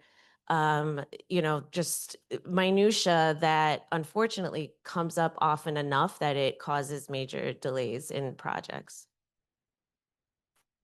Thank you. Any other questions? All right, thank you so much. I appreciate it. Next, I'd like to invite Bob Kelly in person, and we'll move after Mr. Kelly testifies in person. L. Joy Williams and Rachel Faust, you'll be up next on Zoom. Thank you. Okay to leave this here, or you can hear me okay? I can't promise I'm not going to break it into song, but I'll do my best. I guess we'll find out. Good evening. I wanted to thank the mayor's office, Dan Savino, Alec, and Casey, as well as the local city planning office for inviting me to talk about, in specific terms, this new mapping process, but in general terms, I am the political action representative for the Building Industry Association of New York City, representing builders mainly in Staten Island and in Brooklyn. Born and raised on Staten Island, I've been in the building industry for 40 years. And again, I just wanted to thank Diane and the other members for taking the initiative to actually tackle this city mapping process. And it's something that I've been, unfortunately, very familiar with since the age of 22. I started as a commercial land broker working for a local real estate commercial real estate company. And one of my tasks was to go down to Borough Hall. Recording in progress. And find tax maps and find the street statuses and find what was going on with city services. The only way to do that would be to go into the basement of City Hall. And as Nicole mentioned prior, these books look like something out of a Tolstoy movie. They're 3 feet wide, 4 feet high. And I'll elaborate a little more on Nicole's point. As you open them, all you saw was tissue paper over Post-it note, over somebody's comments, and you could not really understand it. And the only way we got through the process, up until recently, was that there were 2 people down there, Mike Nagy and Ted Wodrinski, who both have retired. They're a little older than me. But if you didn't know one of those guys personally, you got nothing done. And I'm talking up into the 2000s when there was an internet and there was computer information. If you didn't know those guys, you couldn't move forward. And I think it's important to state that the idea of having 5 of those books or multiple books throughout the city is just absolutely insane. And it always amused me that they kept these precious books in a basement below grade. And you were 150 feet from the the Narrows. And at any given time, we could have been all out of business, including the city workers, because without those maps, nothing could happen. So I just want to put that in perspective, because anything that this administration, this city planning commission, and this local city planning office, along with the mayor's office, can do to move my business forward and make it more tech savvy, I'm all for it. And I like the fact that, again, with city workers, again, not trying to be disparaging, it's very easy when you're a civil servant to just say, I'm just going to do my job. I'm not going to think out of the box. I'm just going to, trudge away. And these people are really thinking forward. They were able to get some changes at South Richmond last year that were critical to my business. So I'll just leave by saying this. I grew up on Staten Island. My dad bought a house on a policeman's wage for 3 times his income. The house next to my dad's house closed 2 days ago, was also purchased by a cop and a fireman. And they paid, if you took one income out of the process, they paid 9 times their income for a 65-year-old house. And I've talked to Diane about this at length. My dad did it at 3.5 times his income. My mother stayed home. These 2 civil servants will be doing overtime, and I don't know who's going to take care of their kids when they have them, hopefully. But they paid 9 times their income to get the same house my dad bought in 1963. He bought it brand new. They bought it 64 years old. And I think that's a very compelling example, and it's true, and it's happening every day, not just on Staten Island, but throughout the city. Thank you. Thank you. Thank you so much. Any questions? Thank you, Bob, for the description of the. It's like a record. I know. The mapping issue, thank you for your testimony. But I wanted to ask you, as a builder and the head of the Building Industry Associates, the issue about expediting the ULURP process for certain projects. Have you guys taken a look at that potential for be able to move forward? Because we hear all the time, the permitting process, the ULURP process, it slows down, and a lot of builders just say, you know what, I'm not even going to bother. Correct. And I'm glad that Nicole brought it up as well from again, another part of the industry. But there are projects on Staten Island that would be built today were it not for ULURP. Because if you're going to hire engineers, architects, environmentalists, attorneys, the attorney fees alone could be $500,000. And to try and go to a property owner and say, look, I'm going to need 3 years. I need you to discount the price of the property. Recording in progress. Because I'm going to spend $1.5 million. If there's not enough scale in that project, you just move on. And when I'm talking about scale, I'm talking hundreds of units. I'm a medium-sized builder, but I'm doing some affordable work on Staten Island now, and I partner with a much larger developer in Brooklyn. If I bring him anything under 150 units, he says, I'm not interested. Because the time, the effort, the sweat equity, and the risk, and that's the other thing that obviously Nicole doesn't really get that part of it. I shouldn't say that she gets it, but it's not her job. You can't buy something today knowing that you won't build for 5 years. You have no idea where the market will be. I mean, today's a great example. We saw the stock market go like a pinball machine today.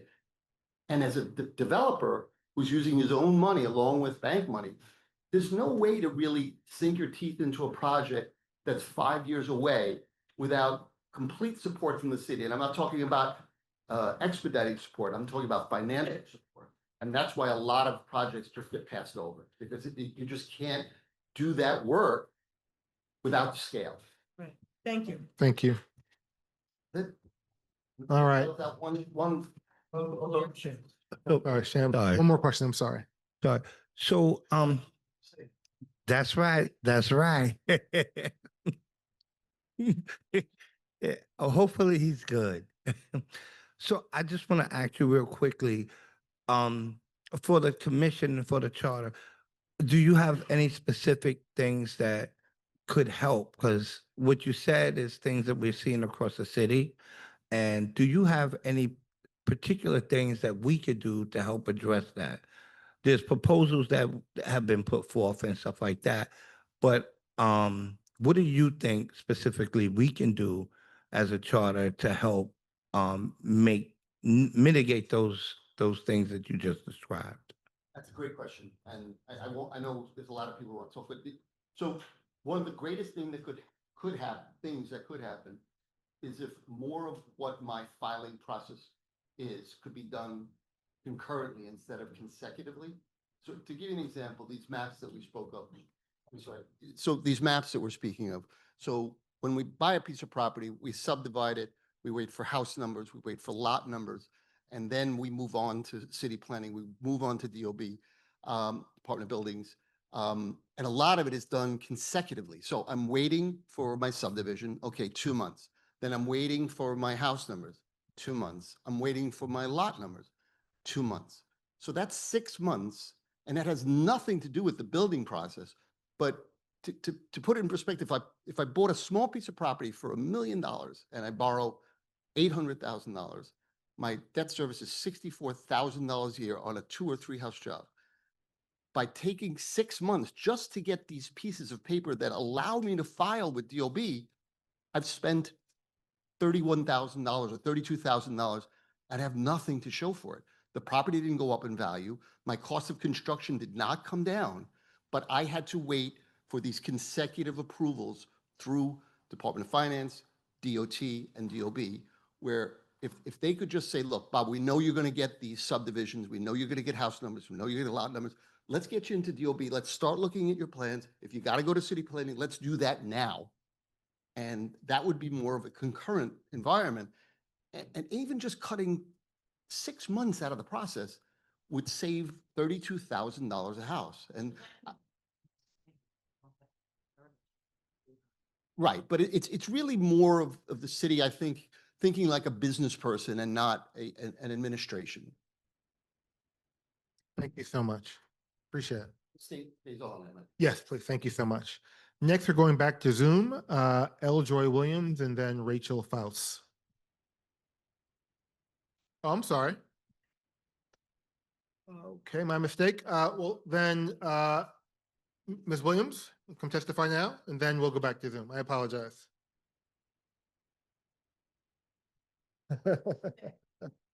We appreciate it.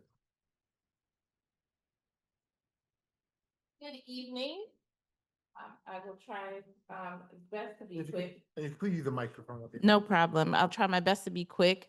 In tomorrow's election day and spending my day trying to get water for voters for election day tomorrow. So doing our best here. My name is L. Joy Williams. I'm the president of the NAACP New York State Conference. The Charter Revision Commission offers New Yorkers a meaningful opportunity to weigh in. I have lots of opinions, not only on the voting process, but also on the land use piece, which I'm not going to be able to dive in today. But I urge the commission to slow down on the electoral reform pieces, on open primaries specifically, and putting on the November ballot, not because it's not a question worth asking, not because I individually may be opposed or supportive of it, but because this process has not honored the full weight of what the question demands. And that has been that there has not been rigorous or independent study on how open primary systems would impact Black voters of New York City. Not that there isn't research on how open primaries have impacted other places which engaged it, but that there's not been deep citywide community engagement in addition to this. While the commission certainly has had hearings and discussions and heard from folks, as a community organizer, there is a difference between having public hearings and having deep community engagement on a question. Analysis without community interpretation is incomplete, and showing data that may show that there is no harm is not the same as showing benefit or addressing the root causes of disengagement. I respect the research and the experts that have been here, but New York City is not Chicago, it's not Louisiana, and our political structures, our party dynamics, and our racial history are different. Reforms must be evaluated in context. And if the system is as promising as some suggest, why not build public buy-in first? Democratic reforms succeed when people feel invited into the process, not when they're supervised by it. Open primaries are not just a procedural tweak. This is not just an upgrade. They change how power operates in elections, and that deserves more than our few months of discussion here and the impending ballot deadline of November. I also want to challenge, and this is a huge point for me, the assumption that a robust voter education plan will follow if this is added to the ballot and we indeed march towards that goal. Because I don't oppose education efforts. Obviously, I lead them. But the city's record shows that the civic education is often underfunded, It is rushed and reliant on volunteer-led organizations like mine. And so I look forward to questions any further talking about why we are engaged in this process and what some of our hesitation may be. Oh, thank you. Shams.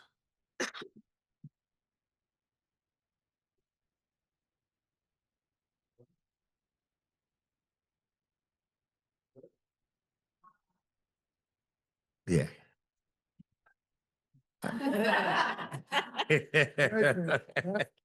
I got it. I got it. I'm sorry. Welcome to Staten Island. So I have a question. So, and you know, I'm not the expert, but we looked at some of like um, the previous campaigns to do open elections and stuff, right? And this comes up all the time. What I'm seeing in in like recent times is that there's a significant amount of voters who they're not subscribing to either party for whatever reason, especially young voters. Yeah. Right. And it's a significant amount of that population who are left out of the primary elections, et cetera. And it's not, many of them are Black and brown people as well. In fact, my children, I have 6 of them, and I think 4 of them don't subscribe to a party. They can't vote in the primary. These are Black kids. How do we sort of like reconcile that there's a significant amount of Black and brown people who can't vote in these primaries simply because we have sort of like just narrowed it down to the 2 parties? How do we reconcile that? Well, you should have not invited a civics enthusiast to have that conversation before you, because the issue of 2 major parties, right? There are a number of things and laws on the books that actually support us maintaining that system, right? I often argue we should make it easier in the state of New York for independent candidates and third parties to gain ballot access. Part of the reason we don't have that is because it is significantly harder for independent candidates and third parties to actually get ballot access, right? And so if you want to address that, right, then there are other things that we need to address for ballot access in that regard. The other thing, because I represent a lot of, as NAACP, I build, a nonpartisan but very political membership that some, yes, who are Democrats, but others in various different parties, because quite contrary, we're not all a monolith, right? And that them being independent voters is more also about disillusionment with the process and the candidates that are being presented, and not necessarily that I need to, vote in this particular primary or this particular political affiliation. And I think there are additional things in terms of whether unaffiliated voters can participate or not, but whether they feel represented and invested in as voters and as civic participants in our overall structure. Anita? Thank you for your testimony. I have a question about what you are positing in terms of saying that we should wait, given the fact that we've heard such an overwhelming amount of testimony from people who are disenfranchised and would like to participate, and what you envision happening in the interim. And I can't even say when we think the next time that there would be an opportunity for this to happen. So it's sort of, following up on Sham's question, balancing that sort of fact that there are a lot of people who really can't participate, and a lot of them are young, and we want them in our process, against this notion that we need to wait, and what you think would happen in that waiting period. Yeah. How much time I got? So one is the issue of waiting. And really, I'm bringing that up because while I commend the commission for the hearings and, crisscrossing the city and having this conversation, quite often our view of engagement is we set a date and set a place and a location and say people come to us, rather than from those of us who do this community engagement on a regular basis is going to people and having conversations with them about what they see and how to engage. So yes, and far be it from me, right, to say that someone who feels disengaged or feel disempowered, that they need to wait. I mean, that's my whole job, right, is to focus on those who have that voice, and particularly, as you mentioned, the young people who feel that disillusionment.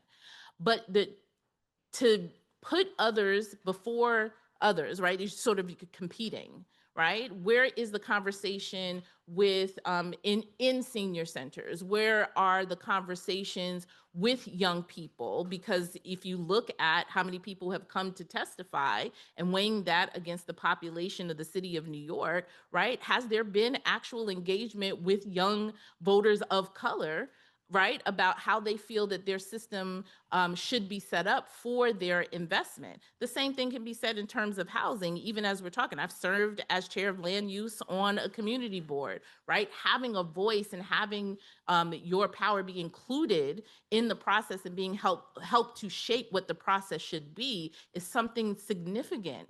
And, you know, as one of the organizations who are often tasked with that education after the fact, that is what we hear a lot from people. This was thrust upon us, and that there was not time for my voice in the process of how this should be shaped. Immediately, in terms of that, is ranked choice voting, right? I'm still educating voters about this process, and people are asking, well, where did this come from? Where, you know, why is this? And so we take for granted how engaged or the information flow that happens between what happens in the rooms that we are in, even that I am in, to how it actually boils out into the community and to potential voters overall. You're welcome.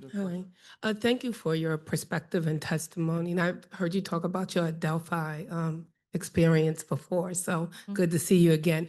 You know, I'm in my viewpoint or the statistics that I would really like to see is that it seems like there's a trend, more of a trend, and that's more concerning to me, that this trend is rapidly moving toward the unaffiliated population.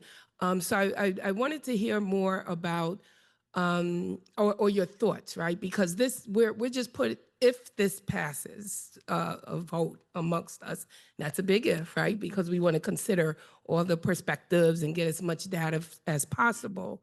But there's still an opportunity to do that education and getting the opinion of the community, because it's going to go to a vote and it's going to be voted either yes or no if it happens. So I'd be interested to hear your thought about if it gets on the ballot at all, what would be the best way to ensure that everyone understands the ramifications and then can make a clear decision when they do vote in November? I have 2 points to that. I think one, the suggestion that it may be 20 years before we have a charter revision commission. I would just point to the fact that how many charter revision commissions have we had in the most recent 5 years, right? And so it's to say that there wouldn't be another opportunity, that it would be 20 years or 30 years from now, I do think is not a point, that is valid, because we have had just in 5 years the conversations in order to do that. City council, the mayor, right? So there can be another opportunity. That's number one. Number two, in terms of the community education, we have also had in the state of New York ballot questions, the way which they were phrased, the structure in which they were presented, where people have had to mobilize quickly and say, vote no because of the way it is phrased, because of the structure in which it's presented. Here in New York, where we were part of the lead effort to help pass the John Lewis Voting Rights Act of the state of New York, right? This will also have to go before the Attorney General for a review on how this would impact Black voters and voters of color in this city as well, right? So I don't think there is a harm in really setting forth a rigorous process of community engagement and setting up a structure for more people to be involved in the process. Now, that being said, if it does move forward, if y'all go behind closed doors and y'all decide, we just can't wait and we must move this forward, making it as simple as, I know my partner in, others would say in crime, but I would say in democracy, Susan Lerner has mentioned, and making it as simple and people being able to choose, right? Like in terms of participating in a democracy, that would be our process. I can tell you still though, y'all are going, because y'all will be done after this gets on the ballot, right? It will be organizations and like ours who will have to be in the streets, who will be in the senior centers, who will, be gathering the community meetings in order to inform and educate and tweet and text. And the city will say, here's a little $2,000, here's a little $5,000 to do it. And they'll put up a bus shelter and do one mailing, and they'll be like, education, when that is not what voter education or civic education is in that process. Yeah, thank you very much. That was very helpful. I think just one thing I want to maybe clarify and explore. I think the question of not wanting to wait, it's not a question of whether there'll be another Charter Revision Commission. I think the question is, of course, and I know this has been a wonderful experience, truly. I'm not sure I'm doing another Charter Revision Commission. I think You're not addicted? I love it. It's been great. Truly been great. But what I don't know is whether another commission will put this to the voters again. So I will say to you, I feel a great deal of responsibility as the person sitting here now to advance the thing that makes sense to me now. And this is the structure that we have. So I definitely appreciate the challenge of education, but I do want to balance that against the need and the opportunity to put things that seem important and that matter to voters when we can. And I guess part of my concern, and I'm not sure there's a real answer to this question, but I guess my concern is that these questions, the nature of life in New York City, is that these questions are never urgent until they're urgent. So I guess what I continue to struggle with is similar to the question I asked Ms. Lerner, is I'm still struggling to think about if we say, okay, let's hold, let's pause, let's wait to have education. We risk that the future commission will never put the question to the voters again. But then again, I still worry that what is the motivation to build a kind of grassroots conversation until it's actually ripe? I asked that question honestly because I'm still struggling with how to manage I think the reasonable push. Yeah. So I started my career doing voting rights, 22, what have you, positioning towards legislators at the time about same-day voter registration, right?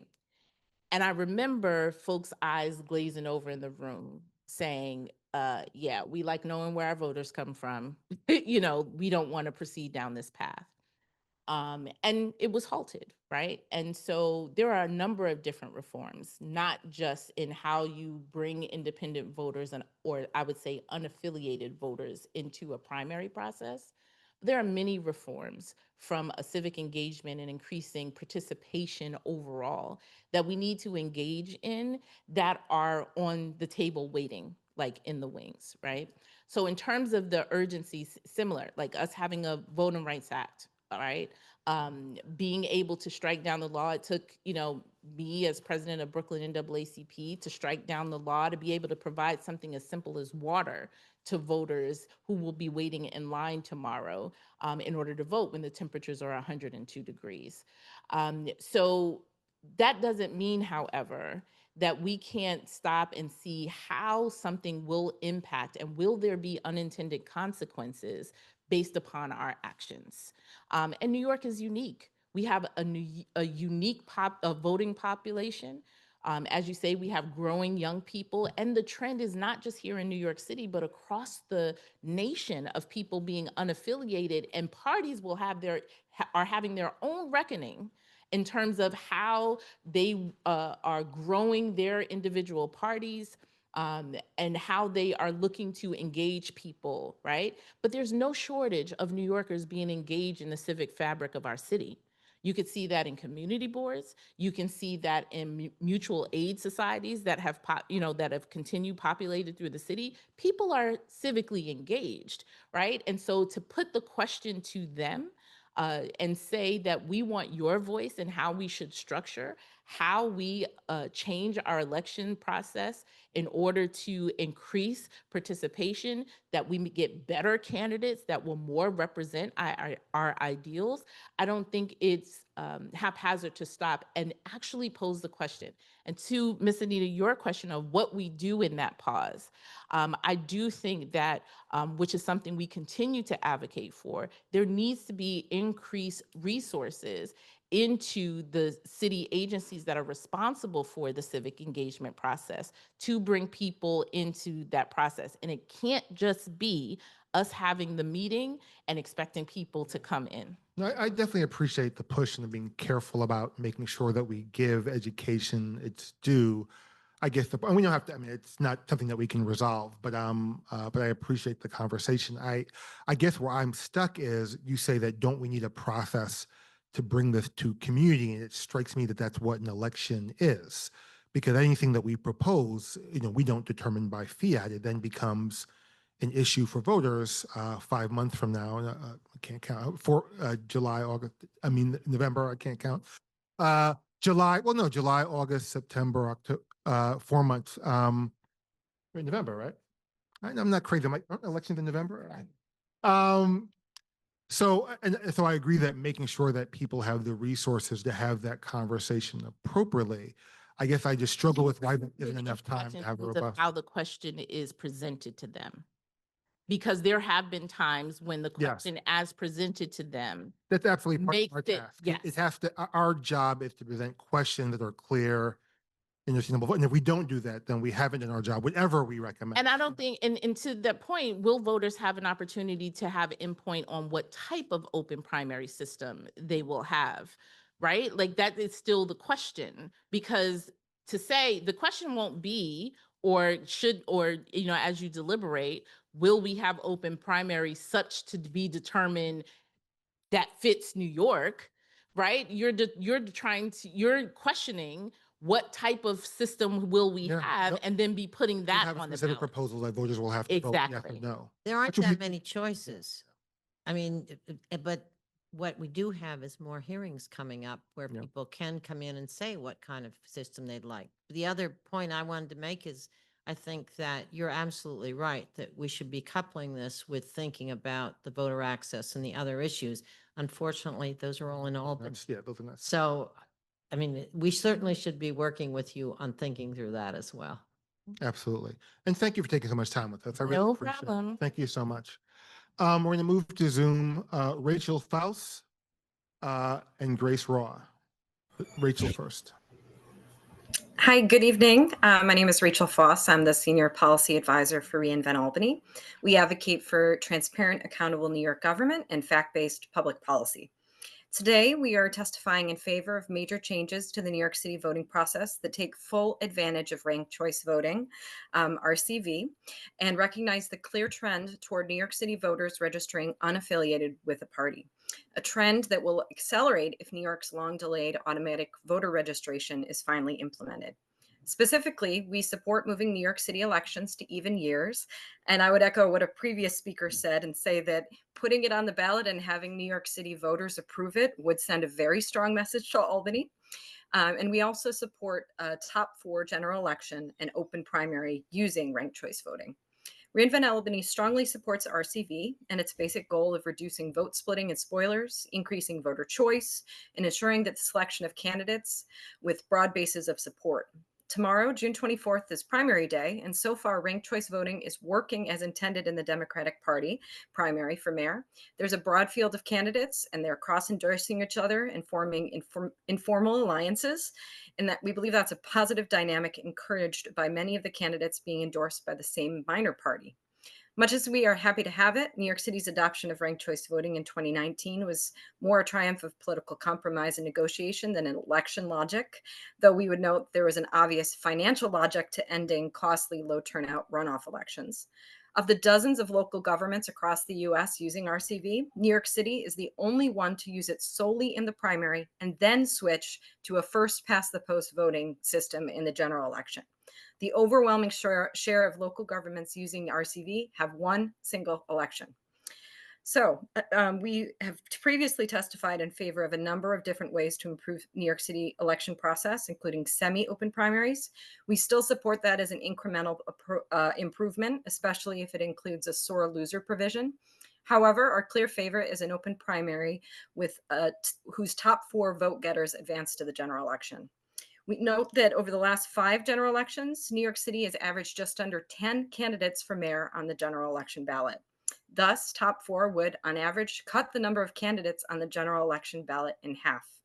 Because all 4 candidates on the general election ballot are emerging from an open primary using ranked choice voting, it's highly likely all would have a substantial body of public support and be able to engage in substantive policy debate. The city's leading election law authorities confirmed that New York City may move to a top 4 system without changes to state law. And similarly, it would be legal for the city to cancel primaries in any contest where 4 or fewer candidates file. I see I'm running out of time, but I'll be happy to answer any questions you have, and you'll have our written testimony as well. Thank you. If you can hold for a minute in case there are questions. Next is Grace Raw.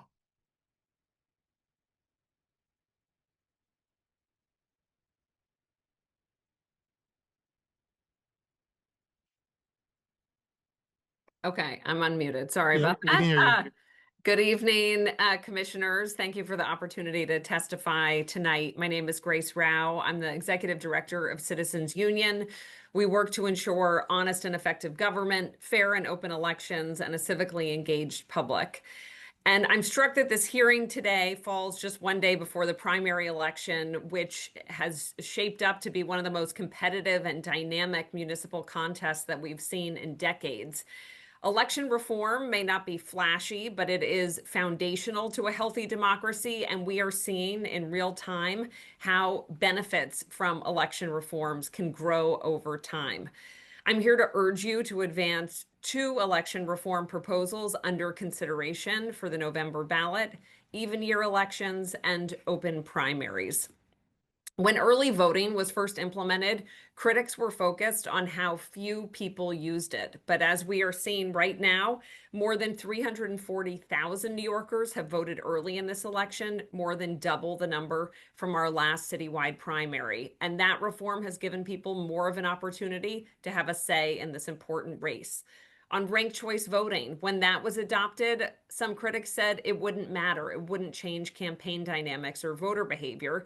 And now, 6 years later, we are watching as New Yorkers actively strategize to maximize the impact of their ranked choice ballots. Campaigns are cross-endorsing. And most importantly, we know that voters will have a greater say in the outcome of this election as a result of ranked choice voting. Even our widely respected public matching funds program, which took decades but has become the backbone of our elections. And today, candidates without ties to big money are able to break fundraising records through small donations from everyday New Yorkers. And the 2 reforms that this commission is considering putting on the ballot in November are similarly transformative. First, opening up our closed primary system would give over 1 million voters who are currently shut out of the process a chance to vote in this hugely consequential election. As others have noted, unaffiliated voters are disproportionately younger. More than a quarter in the city are under the age of 30. And we would likely see even more New Yorkers be eligible to join an open primary, given the rapid growth that we've seen of unaffiliated voters, especially among younger New Yorkers.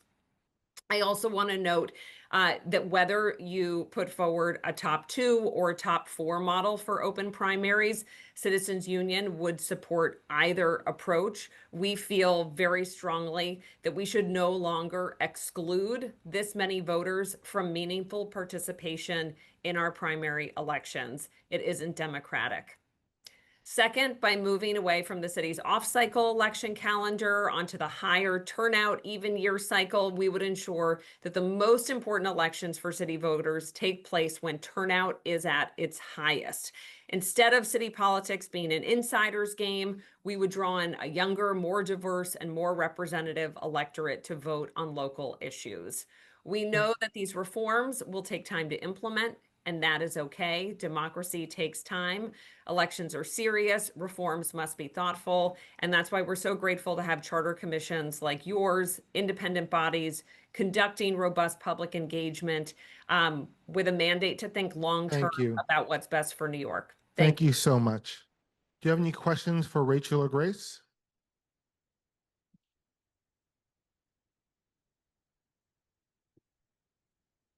So, so there's been concern about the Black African American voters. How do you address the concerns that the African American vote or Black vote will be diminished if we do the open primaries and stuff like that? Do you have any thoughts on that? And is that something that we should consider or not? I think that when we look at the data in terms of the 1 million plus unaffiliated voters that are currently disenfranchised and can't participate in the primary process, we know that they are younger and that it is a diverse group of New Yorkers who are registering to vote but are choosing not to participate in a party. So the open primary reform simply would allow more voters to participate. So it has the real potential to grow the universe of all voters, including Black voters in New York, in terms of their ability to shape the outcome of these really consequential elections.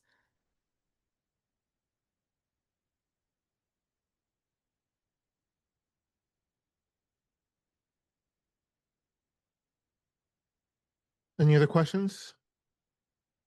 Thank you both so much. And Grace, again, congratulations again on your new role. All right, next testimony from, also on Zoom, Seth Maskett and Valerie De La Rosa.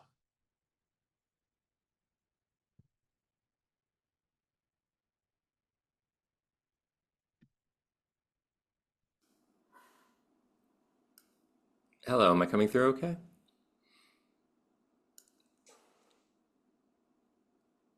Yeah, you're good. We can hear you. Okay, great. Thank you very much for your time today. My name is Seth Maskett. I'm a professor of political science at the University of Denver. I don't live in New York City, but I was born there. My son is a resident. I wish to speak on the topic of the all-party top two election system reform that's being proposed. Several states have experimented with this and similar reforms in recent years, and several speakers have mentioned this tonight. I wanted to weigh in with a few comments. Typically, proponents of such a top two system offer two significant benefits. One is that it would reduce polarization, allowing the election of more moderate candidates. The second is that it would increase voter turnout in primaries. One of the best, the highest profile examples we have of this is the top two election system in California, which was enacted in 2012. Two important things happened after that. First of all, in 2014, turnout in primaries actually dropped. Although the next primary, after that, it's sort of evened out. It wasn't a large drop, but it didn't seem to change it very much in the long run, and it did not go up. Second, polarization did actually ebb somewhat over the next decade, and this is something previous witness Richard Barton mentioned. Polarization actually declined a bit, largely where there were two candidates in the same party going to the runoff election together. In those cases, the more moderate candidate tended to win. This has slightly reduced polarization in the California legislature. We've seen other states attempt similar sorts of reforms, though they're generally without much detectable effect either on turnout or polarization. Washington State enacted such a reform in 2008, didn't seem to change very much. Alaska has a similar style top 4 system with ranked choice voting that they've used since 2022. One of the interesting outcomes of that was that the state elected a Democrat to Congress, Mary Peltola, in what is usually a very Republican-leaning state. That was largely a result of Republicans failing to coordinate prior to the first election, and the Republicans ended up splitting their vote. Now, the turnout question is an interesting one. In New York and many other places with partisan primaries, people not registered in a political party can't vote in its primary elections. This is something Dr. Gabori mentioned earlier this evening, that people who are not members of the party generally can't participate in its decisions, although there are a number of groups that advocate for such reforms to allow non-party members to participate. If anyone can vote in a primary regardless of their own party membership, then theoretically that increases the number of people who can participate. Yet it turns out that for the most part, people who want to participate in the primary already do, either by registering, sometimes just by registering with the party beforehand. In states with closed systems, we often see voters registering with the party to join primaries. If it's a state where independents can participate in the primaries, they often remain independents. Overall, it generally doesn't change the sort of people who actually show up for the primary. Thank you for your time. I'd hopefully happy to answer questions. Thank you. Thank you. You can hold on for a second in case there are questions, but first we'll hear from Valerie De La Rosa.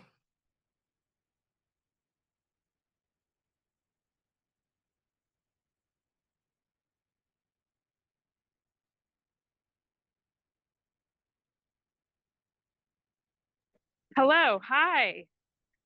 Hi, we can hear you well. Thank you. Okay, wonderful. I can turn my camera on in a second, but while we're on, hello, my name is Valerie De La Rosa, and I am the chair of Manhattan Community Board 2, and I am speaking on behalf of the board. I'm also an economist by practice. Let me see if I can turn my camera on with my notes. Okay, great. Thank you so much. And I'm speaking on behalf of Manhattan Community Board 2 today. So we advise that the commission's focus on ULURP timelines completely ignores the importance and impact of the pre-certification phase, where developers can confer directly and repeatedly over a course of months or years with members of the staff of the Department of City Planning, and also engage in various aspects of environmental review, all without the involvement of the community board, excuse me, or local electeds, all while recognizing the importance of that input, investing time and effort to engage the community in order to produce a better outcome. We oppose a reduction in the ULURP review process from 90 to 60 days, which would diminish the time for the public to weigh in.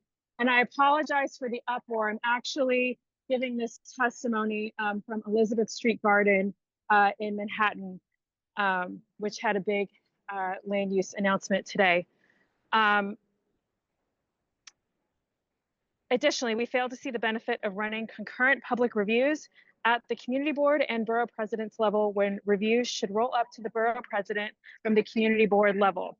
We find it difficult to support the recommendation of a streamlined ULURP for small projects and categorically beneficial projects, given that these terms are not sufficiently defined but support a local review process for categorically beneficial projects. We strongly oppose the creation of a 3-member panel that could override the decisions of a democratically elected city council with just 2 votes, and do not support the changes in the roles of the borough president, city council speaker, members of the city council, and community boards that would diminish local community input. We disagree with efforts to weaken member deference, particularly when member deference is not even codified in the city council. The role of a local city council member is to be an expert on local issues and still must win the support of the full council. We find the mayor's commission suggestions for comprehensive planning inadequate. As an example, when rezonings occur, there should be a requirement for much needed investment in impacted infrastructure and local services. We find that the recommendation of adding a zoning administrator requires the additional definition along with specifics on how community input would be preserved for processes decided by such an administrator. We agree with the recommendation of another commission to increase the number of votes on the city planning Commission required to disapprove a land use action if the community board, borough president, and borough board all recommend approval of a land use action. We oppose rules that would weaken public input I and apologize. influence. I'm sorry. I've gone over my 3 minutes. Thank you so Yeah, much. thank you so much. Are there any questions for Seth or Valerie? Nope. Well, thank you so much for your time and your testimony. We appreciate it. Next, we'll hear from Celia Irvasi and Charles Mordler.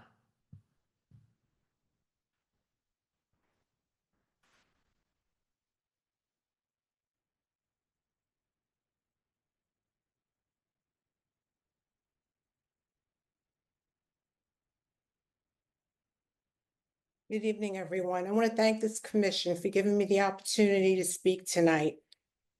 I'm very appreciative. Mine is more of a personal and a community issue. I am in favor of the council members being able to appoint members, half of the members to the community board. I was on community board 3, I would say from right after Sandy till I would say Friday. I didn't get an email or anything. I received a phone call that I was no longer on the board, even though I had good attendance. I felt it was very valuable to the community board. I'm on quite a few community organizations that I'm involved in. Just give me a minute, I apologize. I was the chairperson for the YMCA Counseling Centers for 3 years. I was the honoree, past president of Arizona Kiwanis, chairperson for Northwell Pediatric Cancer Center. Currently, I am a president of the Richmond Recovery and Wellness Center, YMCA Counseling Services of America, Carl Beanie Foundation, vice president Sansone Foundation, committee of Da Vinci Society, and a few others. I didn't get a email. I didn't get a reason. I was told that to give opportunity for more people to join, even though it was 17 open seats, which I'm in favor of getting more people, more blood involved. But this is a community. When you're involved with a community, you want to be a part of it. So therefore, I really feel that if the charter revision would try to change what's happening and give the council members 50% of the vote, who they appoint on the community boards, would be very, very important and necessary for the community.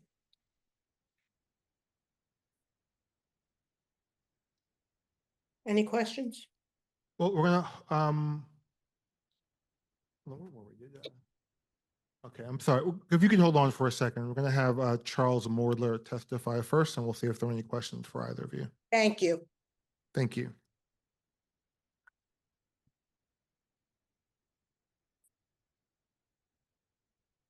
Can you hear me?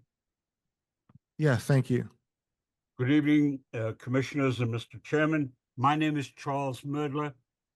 I speak on behalf of Community Board Number 8 in Bronx County, of which I am chair of the Land Use Committee and a former board chairman of boards 8 and 14 previously.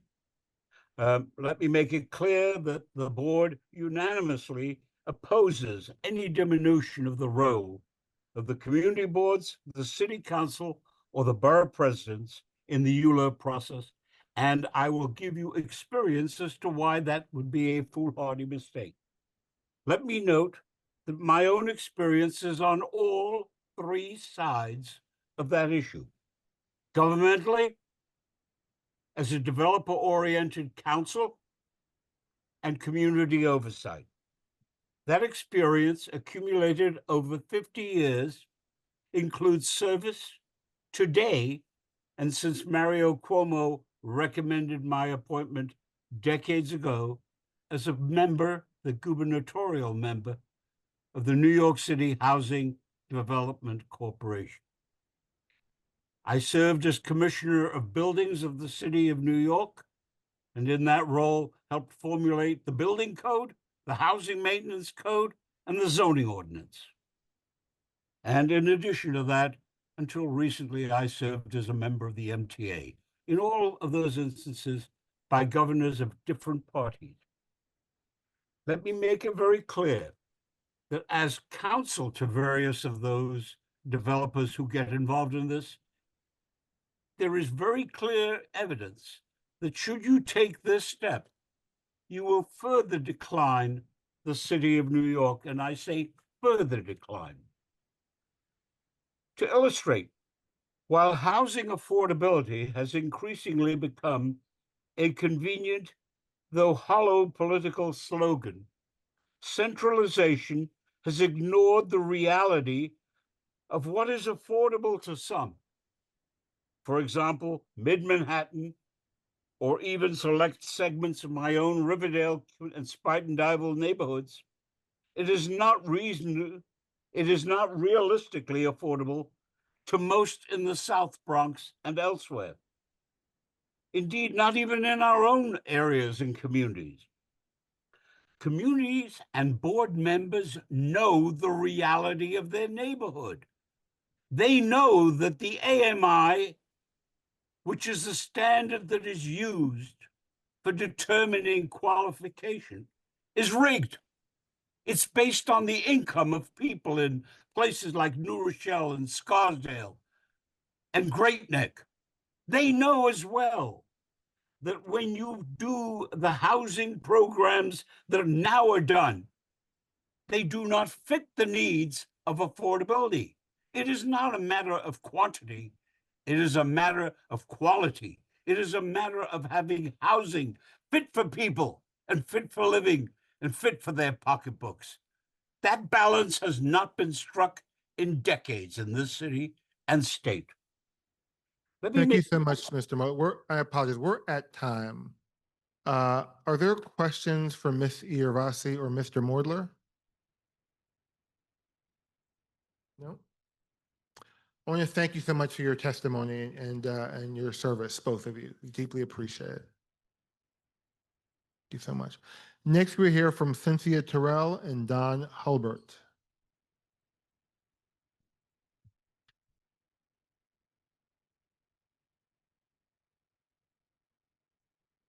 I'm sorry? Okay. All right, so Don Hulbert and David Cherry. Okay. But Don, you can't see who the. Yeah, so Don, you can begin, please. Thank you. Okay. Thank you very much. I appreciate the opportunity to speak, and I'll try to do this as quickly as possible. My name is Don Hulbert. I've resided in the 5 boroughs for 47 years. I came here to study music, have had a modestly successful career as a freelance musician, and I've also worked as a legal document spender specialist. In addition, I've been an independent voter and activist since 1981, and I urge the commission to put a measure to open the primaries on the November ballot. I guess part of my story would be I also came to New York to have a full and open life as a gay man. While doing that, I contracted HIV. So while I enjoyed my work as a document specialist, it wasn't my first choice. I had to keep that job to keep health insurance and access to health care. I'm talking about this because I beg you to not make it the case that I need to have a party affiliation that I don't want in order to participate in this situation, in the governance of the city in that same way. I also believe that there is adequate evidence that having an open primary system will open up elections to greater participation, will help create more voice for ordinary New Yorkers, the 1.1 million that I'm part of, and would, in general, help the quality of life in New York and allow people to have a voice. You know, I'm fine with parties. I think people should be able to associate for whatever reasons and however they would like. That said, those parties are not empowered by our Constitution to completely limit all elections and electoral participation. So I think these two issues can be divorced. That opening primaries doesn't particularly weaken parties in general, even as it loosens some of the lockstep in terms of electoral process and who actually gets to run. Thank you. Thank you so much. And now we will hear from Cynthia Terrell.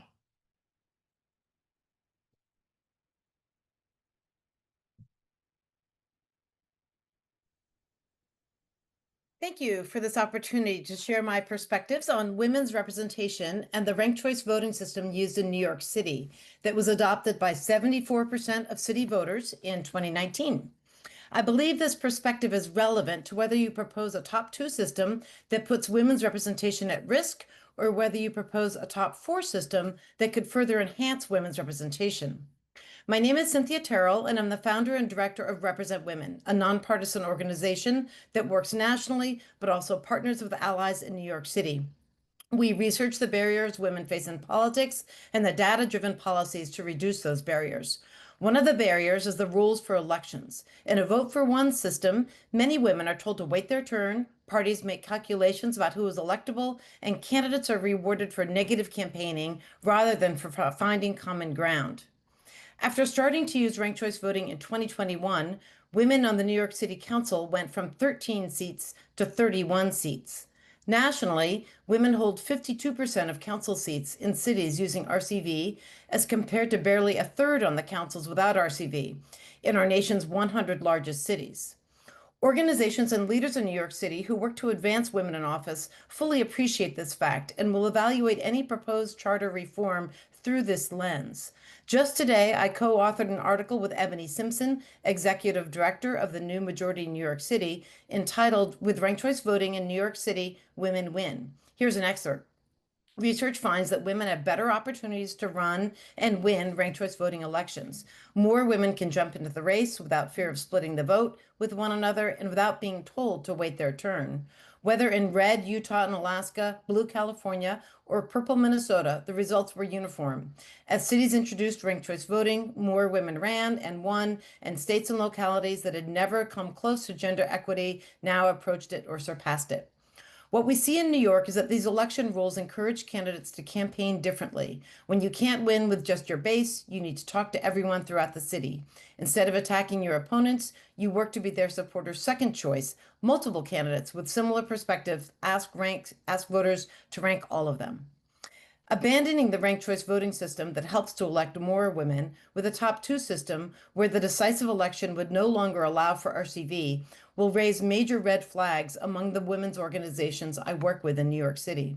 A top 4 proposal with RCV in November would allow you to open up elections to more voters without putting women's electoral success at risk. In the appendix to my testimony are more resources in support of our research on ranked choice voting and a policy document that Represent Women released with other experts on the best practices for statutory provisions when following Alaska's top 4 ranked choice voting system. Thank you for your time, and I'd be pleased to answer any questions you may have. Thank you so much. Are there any questions for Ms. Terrell or Mr. Hilbert? She said, you said you submitted your testimony in writing, correct? I did, yes. Thank you. Thank you. All right. I don't see any questions, so I want to thank you both for your time and your testimony. Deeply appreciate it. Next up, we have David Cherry and Deborah Green. Thank you. Good evening, everyone. My name is David Cherry. I'm the president of an organization of faith and community leaders in Chicago called the Leaders Network and co-founder of the National Faith Leaders Collaborative. I was born in New York City, where I spent the first 31 years of my life. My parents were independent activists in Harlem, and I proudly followed in their footsteps, becoming an independent voter and activist. An important lesson I learned from them was about the goals of the civil rights movement of the 1950s and the 1960s. The goal was not to become big shots or operatives for any political party. The goal was to end racism and poverty and to win the fights for quality education, affordable housing, access to quality health care, equal employment, voting rights, and safer communities. As an independent, my loyalty has never belonged to political parties. My loyalty and love has always been for the people in all the boroughs and the communities in New York City. It is the main reason why, as a native New Yorker, I detest partisan primaries. It is outrageous to tell me and other independent voters that we have to join a political party to exercise our hard-fought right to vote. As a free American, I don't have to join any group if I choose not to. After moving to Chicago, I started participating in nonpartisan primaries where you simply vote for your preferred candidate without being forced into a political party, which is how it should be. Now, this system doesn't automatically solve all of our problems. We still have to fight and advocate for the issues we care about. But the important thing it does is it allows for new opportunities to create new coalitions with new people.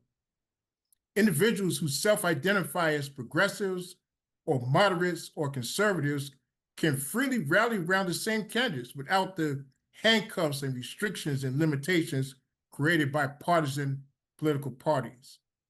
And for those who are concerned, and I've heard a number of people who express concern about the impact on Black communities, I do want to say that the two most recent Chicago mayors were Black candidates elected through this nonpartisan system. And not only that, but the 50 members of the city council has become the most diverse in Chicago's history through the open nonpartisan system. Younger voters are also increasingly declaring their independence. The closed party primary is a relic from the past. It's time for New York City to move into the 21st century by adopting an open primary system for all New Yorkers. Thank you. Thank you so much. Perfect timing. Deborah Green, please.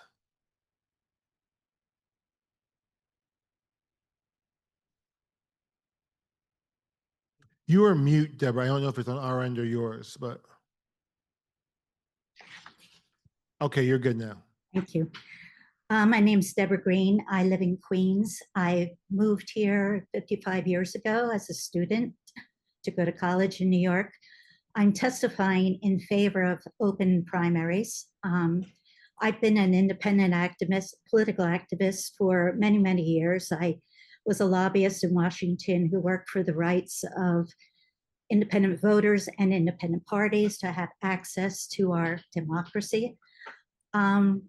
However, about 10 years ago, I switched to my registration to the Democratic Party. And for the sole reason that I wanted to have some voice in who was going to run in November. And I came across an interesting poll that was conducted by the Manhattan Institute. It was a poll of likely voters in the 2025 New York City mayoral election. And they found out that in polling that 23% of the Democrats that they polled and asked this question to said that they had changed their registration to Democratic Party solely to be able to vote in this primary.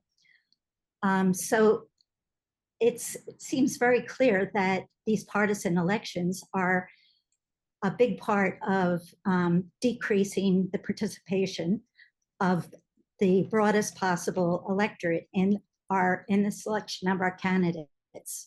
Any system that excludes so many people, I heard tonight someone say over 1 million New York City voters, it cannot really be called a democratic system.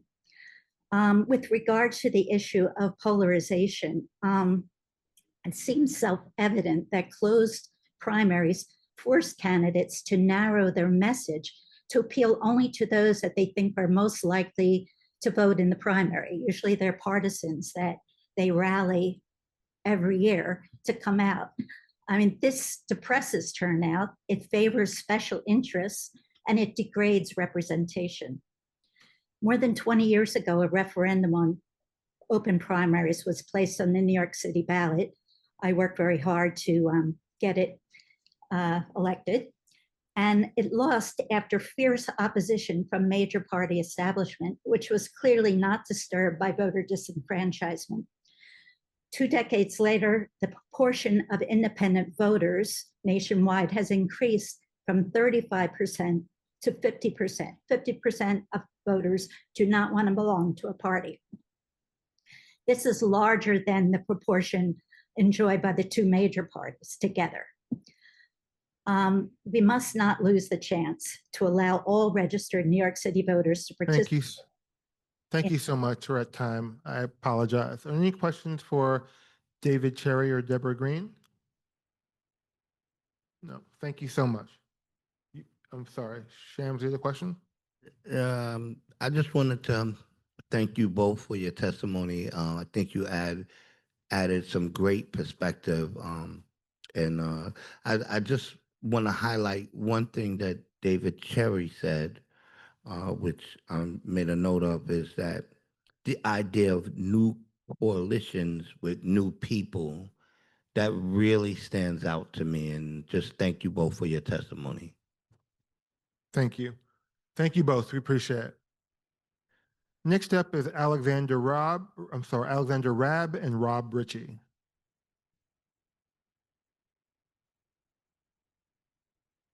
Thank you. Good evening, commissioners, and thank you for the opportunity to appear on behalf of the Working Families Party, which I serve as general counsel. I hope to direct your attention to the fact that a jungle primary would violate the New York State Constitution by preventing parties from nominating the same candidates to separate party lines in the primary election and excluding fusion parties from having their own lines or even appearing at all in the general election. Unlike all of the other states with top 2 or top 4 elections, under New York's fusion voting system, multiple parties may nominate the same candidates. These cross-endorsed candidates appear multiple times on a general election ballot on each separate line of every party that nominated them. New Yorkers can vote on the line of the party they feel best represents their interests, knowing that their votes will be tallied together in their candidate's final count. This system fights polarization by allowing parties with different priorities to form coalitions around the same mutually agreeable candidates. It allows voters who may not identify with a major party to cast a meaningful vote for a candidate who can actually win, as opposed to a protester spoiler vote for a non-viable candidate. Now, the Court of Appeals has found repeatedly and unequivocally that the Constitution of New York State protects the rights of voters, party members, and political parties to nominate their own candidates and for their nominees to appear separately and under their lines. As far back as 1911, in matter of Callahan, the Court of Appeals, in a case brought by Citizens Union to protect fusion voting, found that restrictions on fusion voting would be as arbitrary as prohibiting a party from nominating red-headed candidates. The next year, in Hopper versus Britt, Court of Appeals went on to strike down a Tammany Hall-inspired state law limiting candidates to only one party line. In 1973, in Devane versus Toohey, the Court of Appeals reaffirmed that no law may prevent a qualified elector from exercising his constitutional right to vote for a candidate and party of their choice. And with the words "and party," Devane suggests that the Constitution would prohibit the city from excluding any party that duly designated a candidate from the general election ballot, especially given that the Court of Appeals has taken steps to remedy technical ballot access failures by ordering a write-in primary, ensuring a place on the general election ballot for a party whose members have made the requisite showing of support to designate a candidate. Now, finally, I've been surprised to learn this evening that the Commission is considering potentially opening party primaries to non-party members. This proposed change would clearly violate party members' associational rights under the state constitution to choose their own candidates. I urge the Commission to consider that the answer for self-identifying independent voters is not to allow them to vote in other parties' primaries, but rather to nominate independent candidates to appear on the general election ballot. And note that those independent bodies that nominate candidates can become political parties, and even as a result of litigation Thank you brought so by much the for your Independence time. Party to adopt party rules opening. I apologize. Thank you. We're at Again, time. just wanted to finish Thank this you. sentence. Thank you. Before we continue, our ASL interpreters are normally staying till 8 p.m., but I want to know if anybody continues to need ASL interpretation, in which case they will stay, but if not, we will relieve them at 8 p.m. Okay, I'm not seeing any. All right, thank you. All right, so next is Rob Ritchie. Hey, hello. My name's Rob Ritchie. I co-founded Fair Vote and led it for 31 years. I'm now president of Expand Democracy, a nonprofit seeking to catalyze conversation about pro-democracy ideas. Thanks for this additional opportunity to testify as a follow-up to my in-person testimony a couple weeks ago. I will zero on a key policy choice if you propose an all-candidate primary model.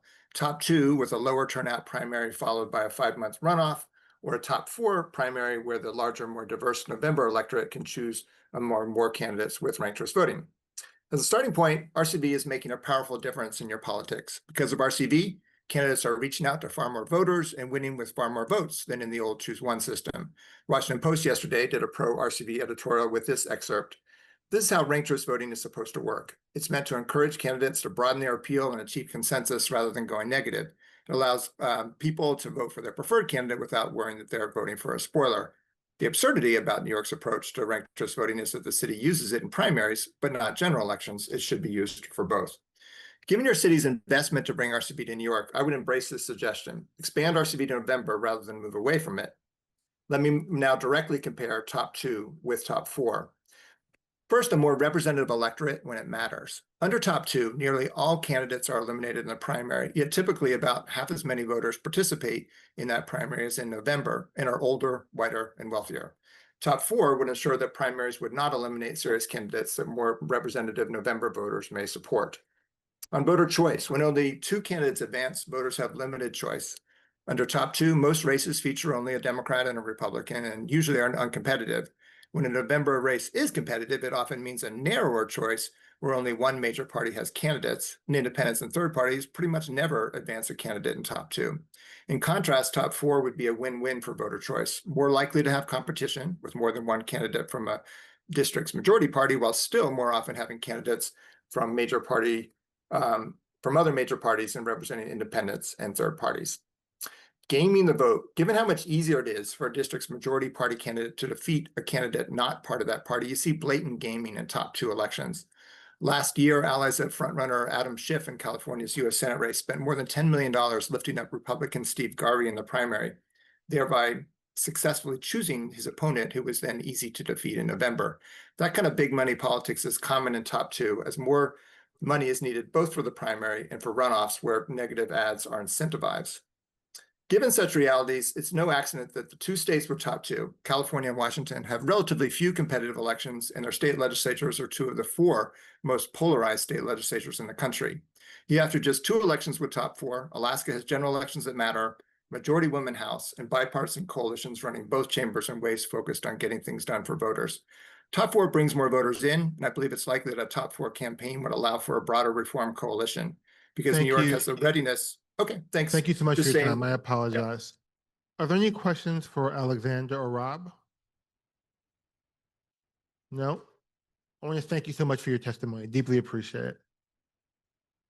We will hear next from Natalia Aristizabal and Billy.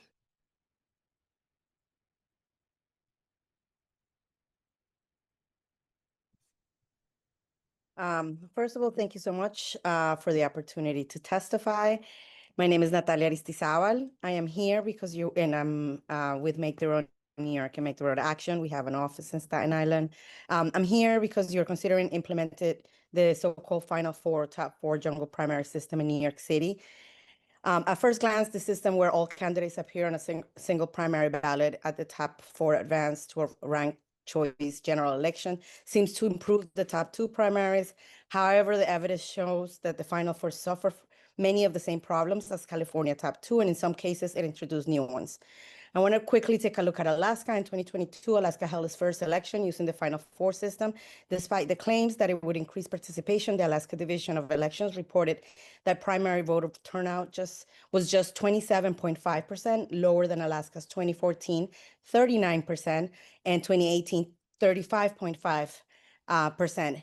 Midterm primaries under the old system. worse, it was the worst voter confusion, was misspread. And in 2022, study by Alaska Survey Research found that only 48% of voters fully understood how the new voting system worked heading into that election, even after extensive public education efforts. In diverse, multilingual, and highly density cities like New York, that kind of confusion could disenfranchise hundreds of thousands of voters, especially low-income, immigrant like myself, and elderly communities. This potential for disenfranchisement should be cause for concern to all New Yorkers.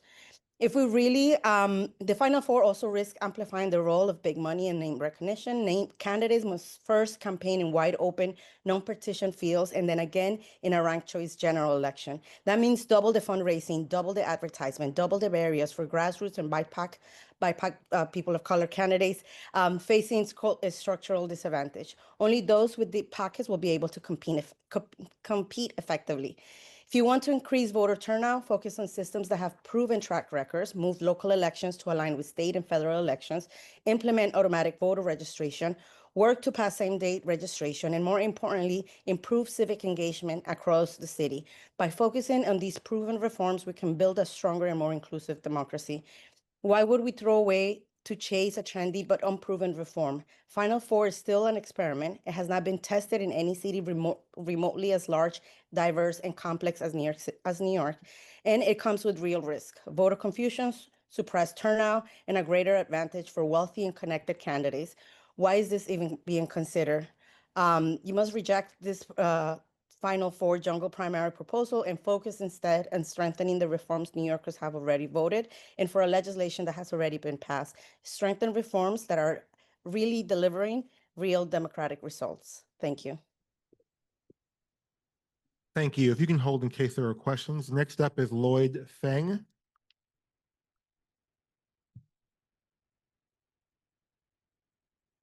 No Lloyd. Okay. Next up is Eric Bronner.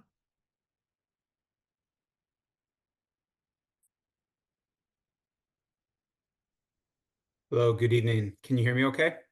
Yes. Great. Thank you so much. Thank you for your time. Thank you for your public service. My name is Eric Brunner. I'm a Naval Academy graduate, a proud Navy veteran, and a lifelong independent voter. I'm also the founder and COO of Veterans for All Voters. We're a national nonprofit community of over 5,000 veterans and supporters from across the political spectrum. We advocate for more open and inclusive election systems. We've worked on reform campaigns from Maine to Alaska to my hometown and state of St. Louis, Missouri. I'm here tonight to urge this commission to refer a fully open and unified primary system to New York City voters this November. You have the chance to make a dramatic improvement in New York City's democracy. As one of 55% of post 9/11 veterans who identify as independent, I'm here on behalf of over 65,000 independent New York City veterans who have no voice in the primary elections their taxes pay for and which they fought to defend. The commission has the power to give these independent veterans a voice. It's come to my attention that some of our opponents for more open and inclusive election systems talk about the potential to dilute minority votes. Nothing could be farther from the truth. In fact, my experience here in St. Louis, Missouri is just the opposite. In 2020, I had the privilege of working on a citizen-led reform campaign in St. Louis City to get rid of our antiquated partisan primary election system. We were addressing the problem of vote splitting, low turnout, and plurality winners. Proposition D passed with 68% support in November 2020. We implemented a new open and unified primary system with approval voting and a top two runoff. This system delivered on its promises for a more diverse and representative government in St. Louis.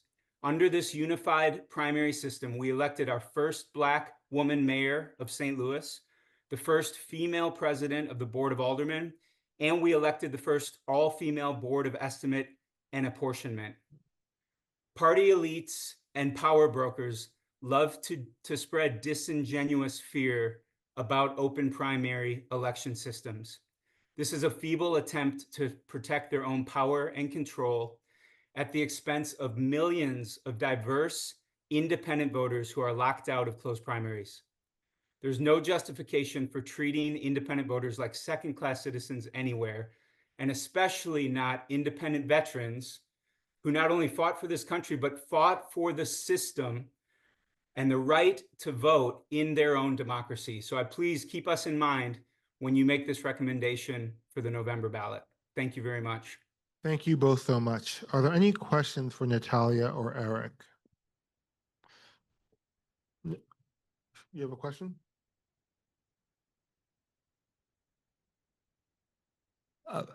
Real quickly, I was just trying to find out, are you still a resident of New York? Please. Is that for me? Yes, Eric.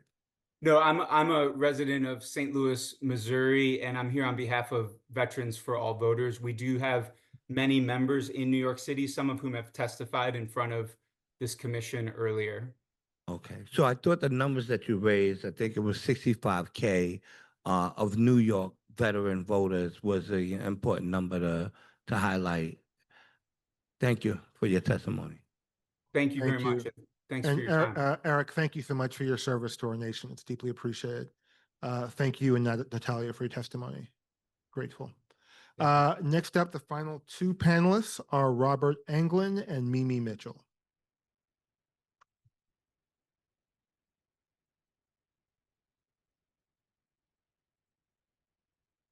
Hi, can you guys hear me? Yep. Okay, great. Good evening, commissioners. My name is Rob Anglin. I'm just an ordinary citizen. This is my first time testifying, but I'm moved to do so because I'm opposed to the final top four jungle primaries for our New York City local elections. I want to focus on a popular claim often made in support of this system, that it leads to the election of more moderate, less polarized candidates. That claim is widely repeated, but not supported by the data. Let's start with the theory. Under a top four or top two system, all candidates appear on a single primary ballot regardless of party, and the top finishers advance to the general election, supposedly encouraging candidates to appeal to the middle. But in practice, this has not happened. In California, a state that I've once lived, it was which implemented a top two primary system in 2010 with the same sort of theoretical goal. Multiple peer-reviewed studies have found no evidence of increased moderation. A landmark 2016 study by the political scientists Douglas Aller and Jack Citrin and Gabrielle Lenz concluded that California's top two primary has not had a substantial effect on the ideological positions of elected officials. Likewise, excuse me, in 2020, a report by the Public Policy Institute of California found that legislators elected under the top two were no more moderate than their predecessors. And the system has done little to reduce party polarization in practice. The same is true in Alaska, where Final Four voting was introduced in 2022. While some point to Senator Lisa Murkowski's reelection as proof of moderation, the reality is that Murkowski is a long-term incumbent with enormous name recognition, a unique brand, and deep financial backing, not the product of Final Four mechanics. There's no consistent trend in Alaska showing that the election of more centrist candidates in either state legislative or congressional races, has occurred. And one cycle of data in a state as politically and demographically distinct as Alaska should not be used to justify sweeping reform in New York City. In fact, some research suggests that Final Four and top two systems may reduce ideological clarity for voters and lead to strategic gaming by well-funded candidates who can afford to court multiple blocks. This undermines transparency and makes it harder, not easier, for voters to hold officials accountable. Thank you so much. I apologize, we're at time. We can hold a second in case there are questions. Next up is Mimi Mitchell.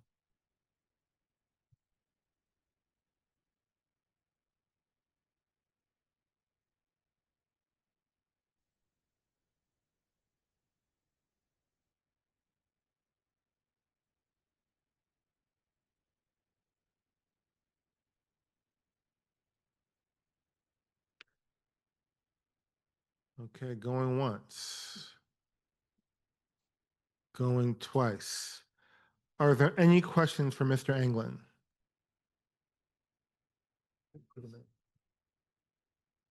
Any questions for Mr. Anglin? No. All right. Thank you so much, Mr. Anglin. Thank you so much for your testimony. I appreciate it. Before we wrap, can I have a motion to approve the minutes from our June 10th hearing? A second? Any discussion? All in favor? Thank you so much. And now I just want to confirm that our next hearing will be in Harlem on July 7th at 5 p.m. at the Schoenberg Center at 515 Malcolm X Boulevard. I will now entertain a motion to adjourn. A second? All in favor? Any opposed? We are adjourned. Thank you so much.